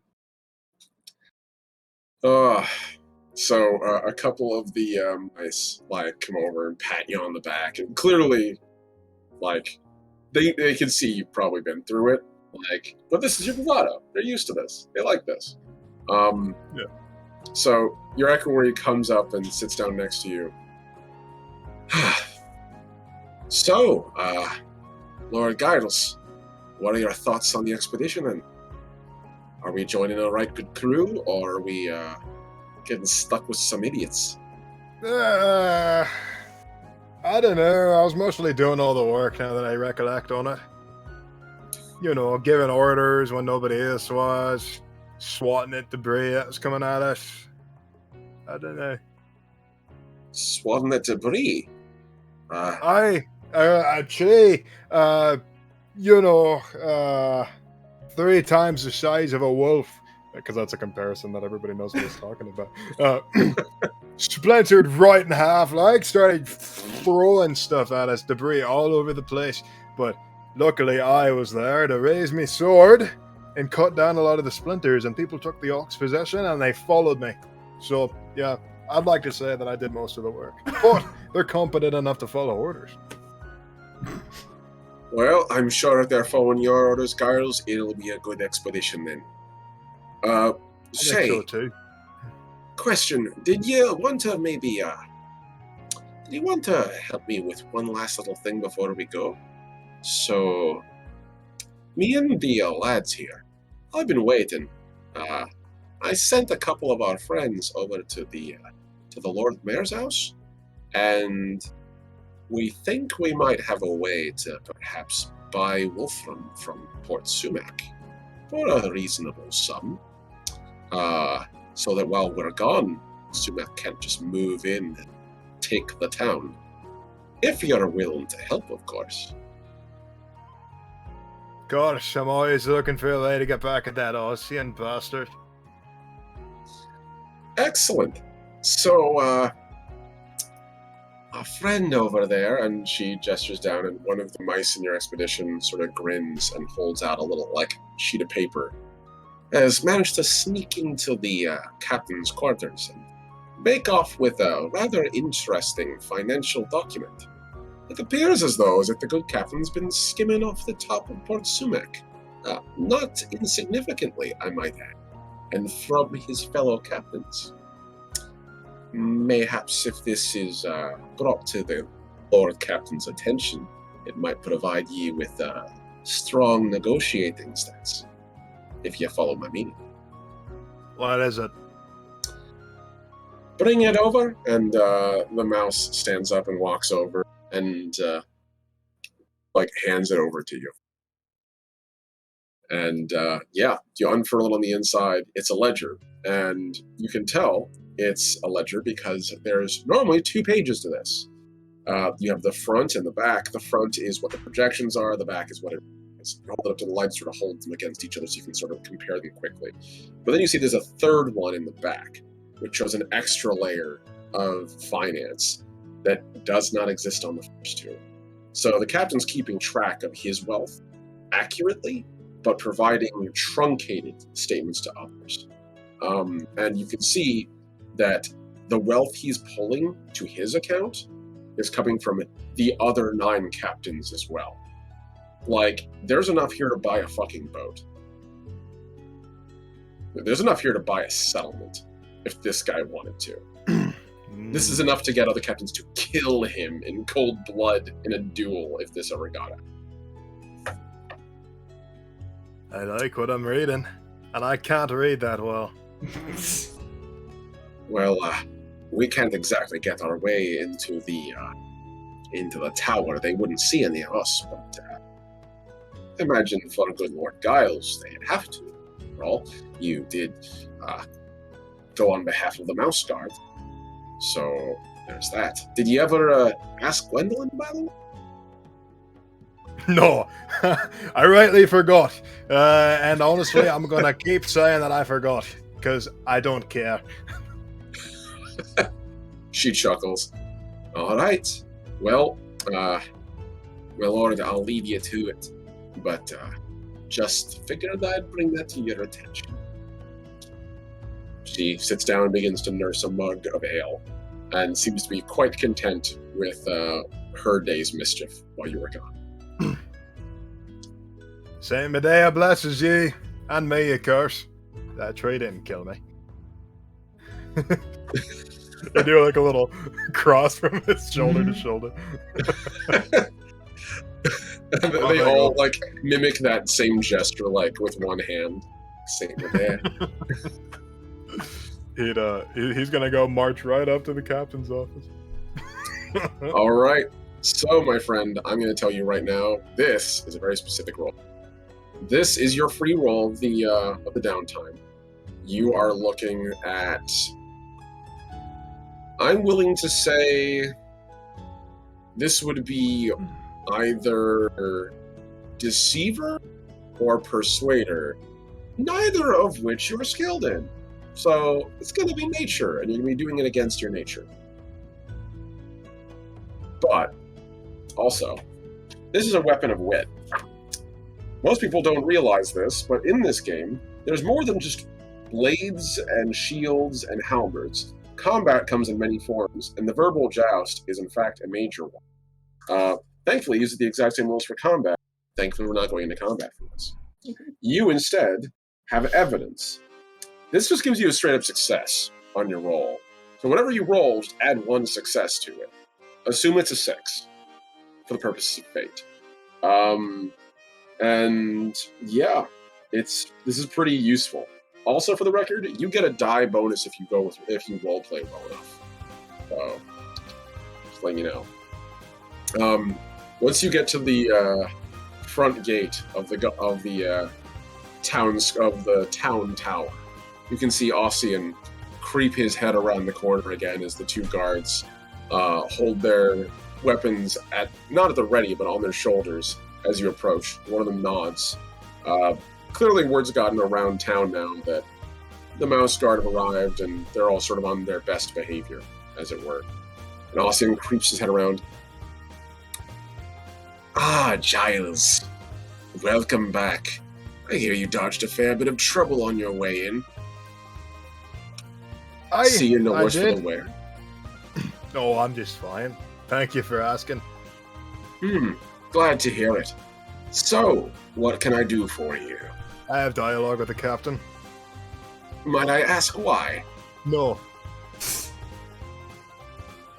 And immediately, eyes drop, go flat, eyebrows burrow and, furrow down. You can see he was trying to be, not cordial, but, this is your last day in town. Maybe if I can get him out of here quickly, he won't be a bother. And very obviously, that's not going to happen. And so, fine. Follow me. You know the way. As he slinks up the stairs, rattling his cane with each step, He comes up to the door, and you can see there's a mouse with a hammer fixing the door. And he comes up to the door, and he just blows past it, and the door just comes off the hinge and falls down again. And you just see the mouse just, like, do this gesture as it falls to the ground. It's like at least hours worth of trying to get this rod and wood to stick together. That was me. I did that. And Ossian just walks in. Hello, Captain Giles of Wolfram, again. And the captain slowly turns around as his chair creaks under his prodigious mousy girth. Oh, well, I'm color me surprised. I didn't think we'd see you again. What brings you here again, Giles? Well, I'm gonna make you wish you never did see me again. And give him like a big, genuine smile. I don't quite take your meaning, and you can see, like, his brow furrows and, like, the rolls of chubby mouse cheek, like, sort of, like, part as, like, a little frown builds its way across his usually perpetually smiling face. Well, you see, there's been a bit of something that's come to my attention since I've been gone. I was having a wee think, which is a bit difficult for me because I'm just a big dumb oaf. He'd say as he like moved the fucking sword around and accidentally chopped into the door on the floor. Oops! And he'd leave the sword there as he walked up to the desk. The mouse was reaching towards the door and just immediately, like, literally this silent no scream under his breath at this sword now poking through this thing. Just like a full chop, and he walks up to the desk. So, hypothetically, let's say that you've been taking a bit more, than you deserve. His little mouse eyes get very squinty at you. And he looks over to the guard on the ground who's nursing the now cut in half door. And just goes, "You, out." And the guard, I think I can still fix it. Do it later. Out. And the mouse just, like, stands up and begins to, like, creep towards the door. So, like, peers his head out. He just points, "Out!" And the mouse, like, skitters away down the hallway. And Ossian begins to turn and slowly walk. And he goes, "No, you stay. You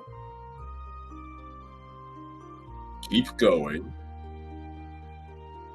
Oh, we've hardly scratched the surface. I promise you it gets a lot stinkier below that. So, like I was saying, there's a lot of authority here, and you know me, I fucking hate authority. But if it's to benefit me and my kinfolk, I can deal with it for a wee bit. Now, there's one thing with authority that I understand, is that people with power like having money. And when you cheat them out of that money, and then they find out about it, not very good. That, you know what that leads to? That's called a, a revolution. You understand what I'm saying here? The length and width of his very thin mouth very clearly indicates he's aware of what you're talking about. Those are quite some accusations, Giles, even for you. I can't imagine you could possibly have proof of that. Shut your gob for a second. He'd reach under his arm and pull out the scroll, and he'd unfurl it and like hold it right in front of his face. Does this look like proof enough to you, Fatso? He tries to make a grab for it. He's gonna pull it back. Oh, not so fat, chubby arms. He's kind of like literally like reaching halfway across the desk. It's kind of squeezing into him, so he can't really get that far. He very much is like this is very much the mayor from like Cloudy with a Chance of Meatballs in the mobility scooter. That's how wide we're talking.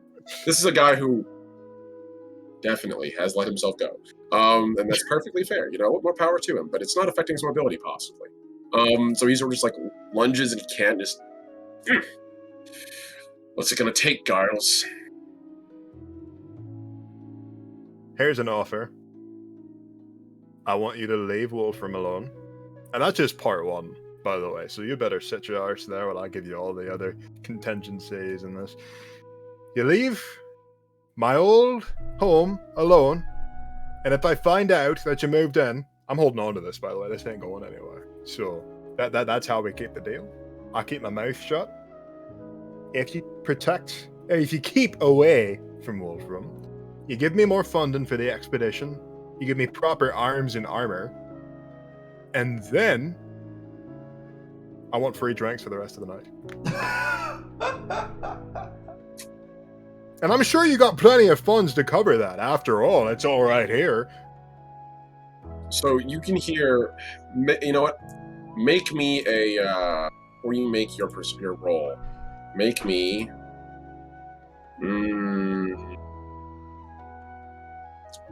make me a fighter roll right now. I'll destroy. Oh, I should have used my free fucking passes against the wind. God damn it! I forgot I had those. Do I have to use a pass before or after I see a roll? Can I just use them whenever, even if the roll really bad? Yeah, you can use them whenever. So. Let's see. That's 4. You don't need to. successes in a You don't turn? need to. Unless he rolls like a god. No. So behind you, you can hear the of like a soft click and then a sound of metal against a scabbard. As you can hear behind you, Ossian is drawing a blade from his cane, and he's getting ready to chop at you, but try to accost you. But it's plain as day, and Ossian is a fucking desk clerk, and you have fought sables and been to war. So feel free to diffuse this however you would like. He's gonna turn around and sweep his feet out from underneath him and just get on his full knee and just punch him right in the face. Ossian immediately crumples he crumples like crepe paper. Just goes, "Oh!" and just immediately goes to his mouth. "That hurt! Damn! Fucking!" And he spits and you can see a little splat of blood. "Oh God, I'm bleeding!" And immediately begins stuffing a handkerchief up against his nose. Giles gets really uncomfortably close to his face and goes, "Ah!" Just yells at him, just to intimidate him even more. Just literally hands up like this, and then the handkerchief just falls off. You're a wee little ready, you little bastard. Try that again, and I'll fucking keel haul you. I don't even know how to ride a ship, and I'll keel haul you. I'll figure it out just to fuck you up. And he'd stand up as he spit all over him as he was growling at him.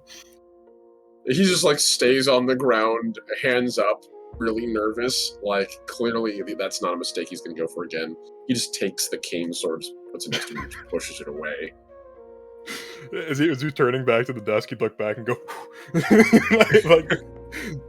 trying to get him to flinch, and he'd go back to the desk. So as we were saying, he'd fix his belt. So that's gonna be I'm gonna say either a persuader roll or a nature roll call. You nature at 2 now because you already taxed at 1 this session.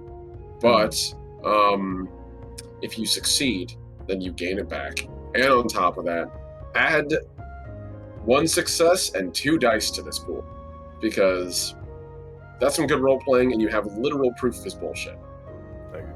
That is a weapon of wit for sure. That's 1 success. But I have 2 successes technically because I have. 2 successes because you have a success, and you also have the auto success and the 1 success you had.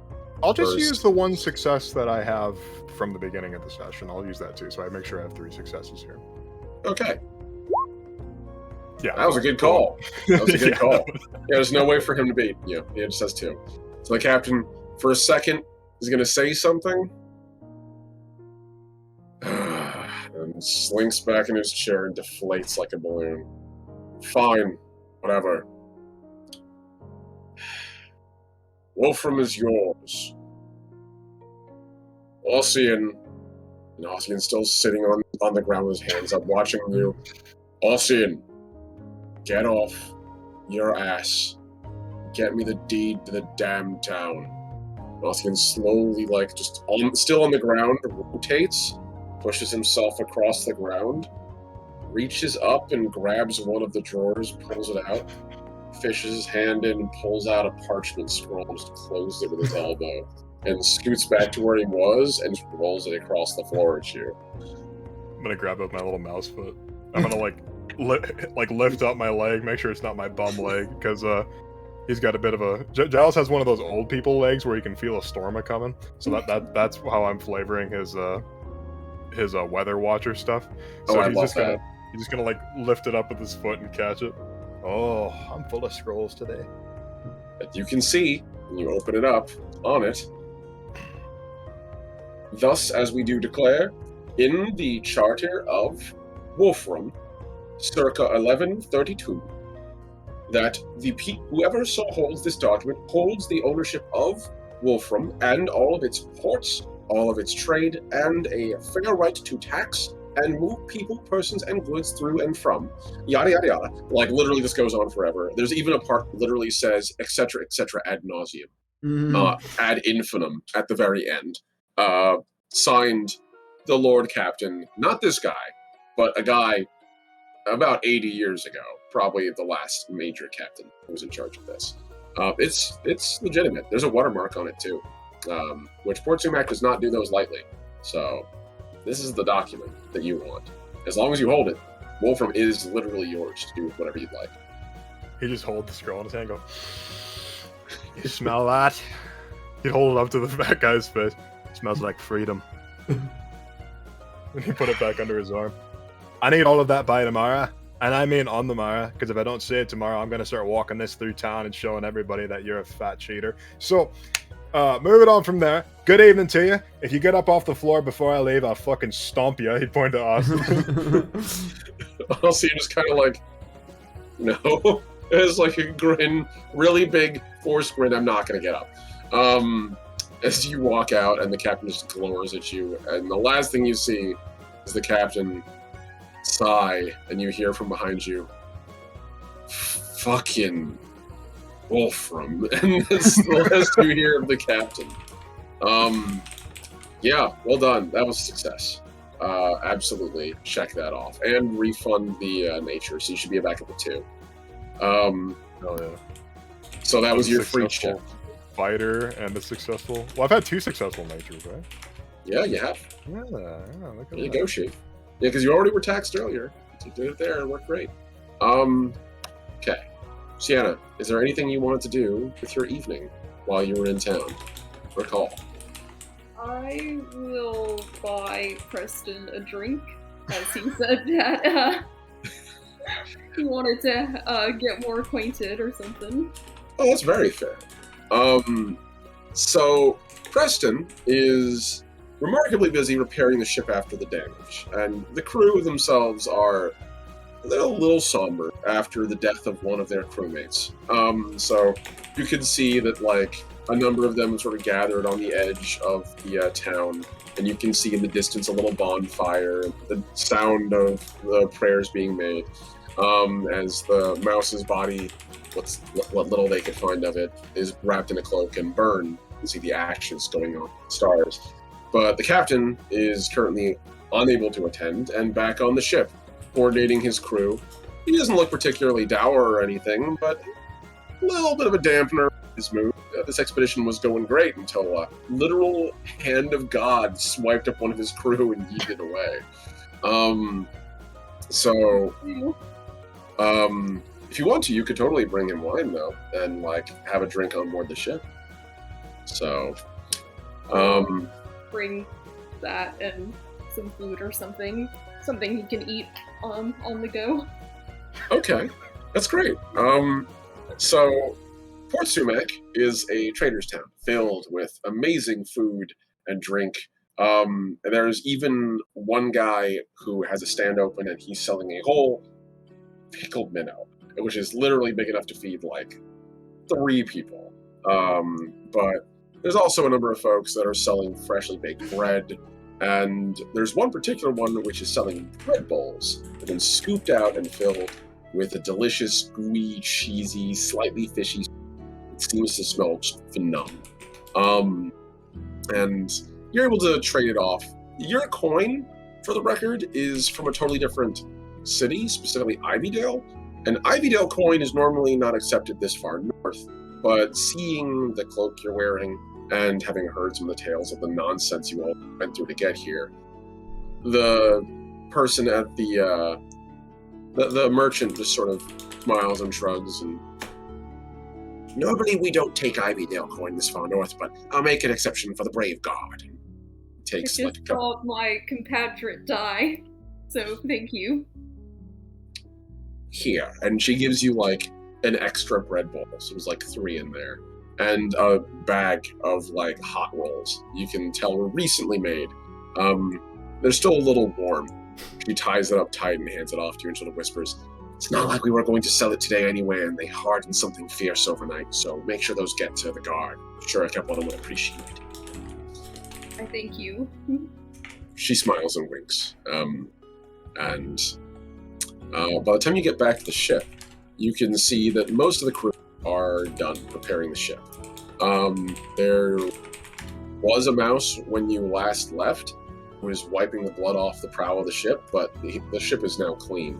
And you can see there's still just like one mouse hanging off the side, lashed around the waist, with a pry bar pulling off like the 1 or 2 splinters jammed into the hull, with a little lacquering pot behind him, grabbing the tar and slapping. Literally swinging back and forth. And on the deck, you can only see 2 figures, Preston and another mouse in a cloak. So, feel free to go up as you'd like. Make my way up there. Once you get up there, you can see that the ship, which was rattling the whole time up until now, is actually pretty quiet. It seems like the flywheel's just off, or locked for the night. And Preston slowly turns, and you can see him smile, and next to him is Cedric, wearing his cloak, and the 2 of them seem to have like a little bit of like a smile between them. Really, they were in conversation, but they pause, and Preston smiles and turns. "Sienna, what are you doing here, if I might ask?" Well, it's been a long, hard day for all of us. I thought that we could all replenish our strength with some food. That's mighty kind of you. Here, come on, let's go into my ready room. We'll all have a good time. I got a table we can eat at. You coming along, Cedric? And Cedric sort of smiles and like turns over to look at you and gives you a look of like, do you want me here? The fuck out of here, Cedric. No, I will invite him to join us. Okay. So seeing that, he smiles and sort of like they lead you up to the top deck. This is where we're gonna have a fun time. I normally don't see many use of these social skills, but let's give it a shot. I want you to make me orator or persuader. Your call. Let me see what I have. 2 in Persuader, so let's go for that one. Okay. It's not bad. That's solid. I'm not rolling an opposed roll. This is just a flat roll. So it's not like you're fighting weather to speak right now. Yeah. Shouting and- over the wind, "How's Yeah. the food?" So as you all sit at the table, and you can see there's like a large map of the mouse territories, and it's even larger than the maps you've normally seen. It expands well beyond the boundaries. It seems loosely charted, but it's pretty extensive, especially the waterways. And he rolls it up and literally just takes it, drives a knife through the top of it, where you can see there's like a little slit in the paper specifically for this, so that it's not tearing the map. It's just being pinned the way it's supposed to be against the wall. And he pulls up a couple chairs, pours some wine into some cups, and you all have a delightful time. They take a little time talking back and forth, asking, learning a little more about you. What are you doing out here, basically?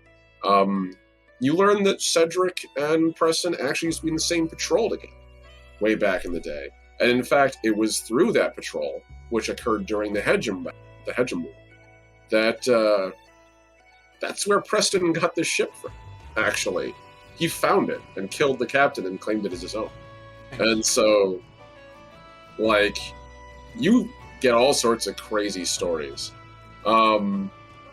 Eventually, Cedric, after like a couple of good belly laughs and a couple of like bowls of wine, feeling nice and warm and comfortable, Cedric sees himself out, nods, winks to you a little bit as he's walking out, and sees himself off into the night, saying he'll be back another time to hang out, but he needs to get some rest. And the night kind of like goes on for a little bit as you and Preston chat on. And eventually Preston like just sort of, you end up at the prow of the ship eventually, cradling like a wine and a bread each. And Preston sort of turns to you. Playing in the background. Yeah. Just one person on the panpipe playing Can You Feel the Love Tonight? You fucking mind, I'm trying to have a moment. I can't hear him talk with all this racket. But eventually Preston smiles, puts the wine and the empty wine bowl and the half-eaten bread into the wine, sort of leans back. Well, that was a good night. Thank you, Sienna. I needed that. Didn't know how much, but I did. So, thank you, lass. You're welcome on board the Invicta anytime. Appreciate it. It was a rough day for us all, so it was nice to spend some time with kindred spirits. Cheers to that, lass. He holds up the wine bowl to toast you. And who knows? You keep commanding my crew so well, one day I might need a second mate. I already have a first one, I don't want to displace them. And he looks back and you can see like there's a mouse still at the controls, kind of like scrawling on something. But he could always use a deckhand to command the crew. So, one day. He nods and smiles. Well, the honor's all mine. And as the night falls and crickets begin to start chirping for the first time in months, I think we're going to end it right there. So, well done, guys. That was an awesome You survived 2 up antes, by the way. It's kind of nuts. That is the hardest level of like mission you're going to fight outside of open war or actual like top tier wildlife that requires armies to fight. So, well done. Oh yeah, that was awesome. Thank you guys Thank you for running that. Oh, dude, Yeah, thank that you. was so much fun. No, And thank you guys in the chat, by the way, for fucking all your interaction. Super awesome to have you on board, and upping that ante was super fun. So, Hell yeah. Dude, well that was so much fun, Omni, thank you. Thank you to my fellow players. Let's go around the ring. Don't go anywhere in chat, guys. We're going to find somebody to raid into. Natalie, you want to start us off? Me, Natalie. You can find me here every other Wednesday playing Mouse Guard. And on Saturdays playing Lancer and D&D. Alternating weeks. And Booty. Booty, yes. Sorry, we haven't officially started playing that yet. So, I think next Saturday would be the... No, it'll be the Saturday after next. That's that our will be first starting death. that. So, near the end of the month. Oh man. Yeah. Playing Booty on Saturdays as well, before Covet or Lancer, whichever one happens to follow. We're going to be on that playing before Covet is the plan, but I'm sure at some point things are going to get switched around. It's just the nature of the beast. Gotcha. Other than that, I'm on Twitter at LidSozoBeans, where I post art and memes, and that's about it. Well, thank you for being here. Mhm. Can't wait for our little trip this week. Mhm. Red. Hello, I am Red. I am I am one of the 3 primary colors. Violently clearing my throat. But yeah, I've been Giles the Aloof. Like I said, he doesn't call himself that. He thinks himself pretty canny. But yeah, I'm a content creator here on Twitch myself. I haven't been streaming a whole lot lately, but I plan on getting back to it more frequently. But I've been doing a lot of writing. I'm on day 6 day 6 of World Anvil. I've done 6 prompts, so yeah, you can check that out on my coffee and stuff like that. And if you like my writing, give me some money; it helps, please. But yeah, other than that, I am here every Saturday, either running Lancer or playing D&D with these wonderful folks. Oh yeah. And the 14th, next week, the 14th, which will be Thursday, 2 p.m. CST. That is the next episode of Cyberpunk Red. Sewers is mine. This episode is going to be called Sweating Bullets, because we ended right in the middle of a very violent combat scenario. Oh shit. And it's going. So I don't know how it's going to end. Neither do the players. I'm having a great time. Somebody upped the ante. I think it was Soul upped the ante at the beginning, I think. And then Kev upped the ante. So yeah, I introduce there's a lot going on. Just tune in and see it. It's a lot of fun. And in August, I'm not sure exactly when in August, but we plan on having a Call of Cthulhu campaign. Yes. So yeah, that's going to be Thursdays at 7. Hell yeah. Yes. I'm Yeah. so ready. I miss your Call of Cthulhu games, man. They're so good. Hell yeah. But Derek's going to be It's gonna running be it a this time, completely so- different animal. I know, but I'm still excited. I have my own So- way of parsing Lovecraftian. I don't know if it makes sense to anybody but me. I'm excited for it. I'm excited to see how you handle it. But other than that, those ads will be up soonish once we figure out like all the technical bits and bobs. But yeah, that's me. I'm Red. Hello. Yeah. Hell yeah, dude. Well, thank you for being here, man. Can't wait. Can't wait for more Lancer. Can't wait for running madness on your channel. Omni. Hell yeah. So, I have one final thing to do. Normally we would do this as a group, but for the night, I'm going to nominate this myself. Awards for all of you before I start doing my promos. First, every one of you gets 2 persona points for both achieving your goal, which is getting to this place, and also achieving a larger mission. So each of you gets 2 persona points out of the gate. Dukan, Sienna, and Giles have all accomplished their own side missions today as well, successfully. Each of you gets a point of fate back as well. And finally, my last thing to give all of you, MVP, workhorse, and embodiment. So, the MVP, most valuable player, the person who succeeded on the crucial role that saved the party, basically. The one thing that definitely I would say, like, helped everyone survive to a degree. And I'm going to give that one to Sienna. Hey. Sienna? Your firing of the cannon, the clutch roll, save the Invicta, and the Invicta is literally the only one that's going to be saving this expedition through the water portion coming up. Tortoises are great on land, but in water, the Invicta is going to be saving your asses. Nice. So, Good job. straight up, you earned it. Derek, Mhm. I'm going to give you the embodiment. Your character is literally the perfect example of a weasel seeking to rise in station and doing everything they can to do so. Hell yeah. I'm impressed as hell. Thanks, dude. You get a persona point as well, but well done. Red, you are the workhorse. This is given to the person who succeeds the most on rolls and basically carries the party, and you literally did. Like, you carried the expedition on your bridge. Get I ready can't- for that every week. So Red you wins. also, Red you wins. also get a persona point for that. Good. So thank you guys all.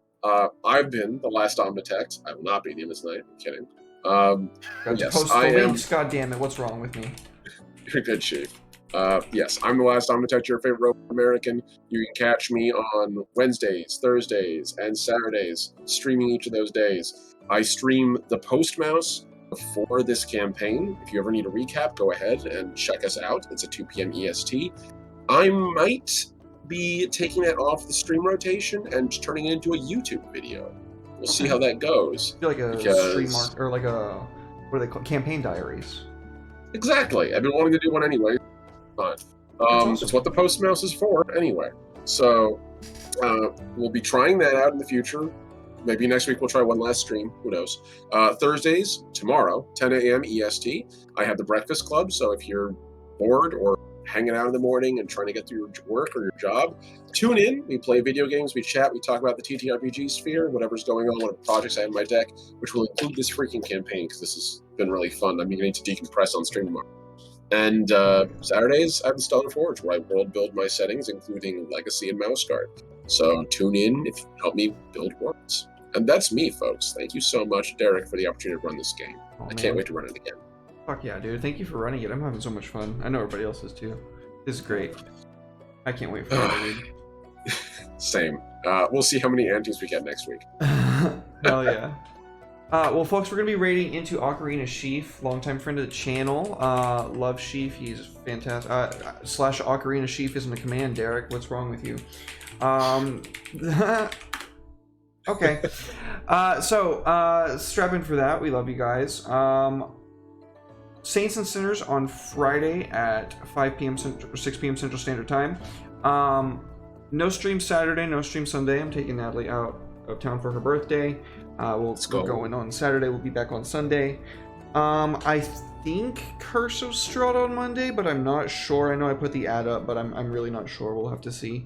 And then no stream next Wednesday, I don't think. So that means Saints and Sinners next Friday before we come back with Blood War at 12:30 p.m. Central Standard Time on Saturday, and Lancer at 6:30 p.m. Central Standard Time. That's gonna be the next week. And then I think that's when we're doing Session 0 of Vampire on Sunday. Ooh, Vampire Requiem. I'm really excited. It's gonna be a lot of fun. And he's running that one, but really looking forward to it. So yeah, stick around, folks. You'll see a lot of cool content coming out here in the future. I miss doing all the like campaign prep streams. I really do miss it, but I'm sorry, my mental stability can't take it. How dare you take a break, Derek? How fucking dare you rest? All right, we gotta go out. It's Tell Me 5, 4. Good night, everybody. We love y'all. Bye. Peace.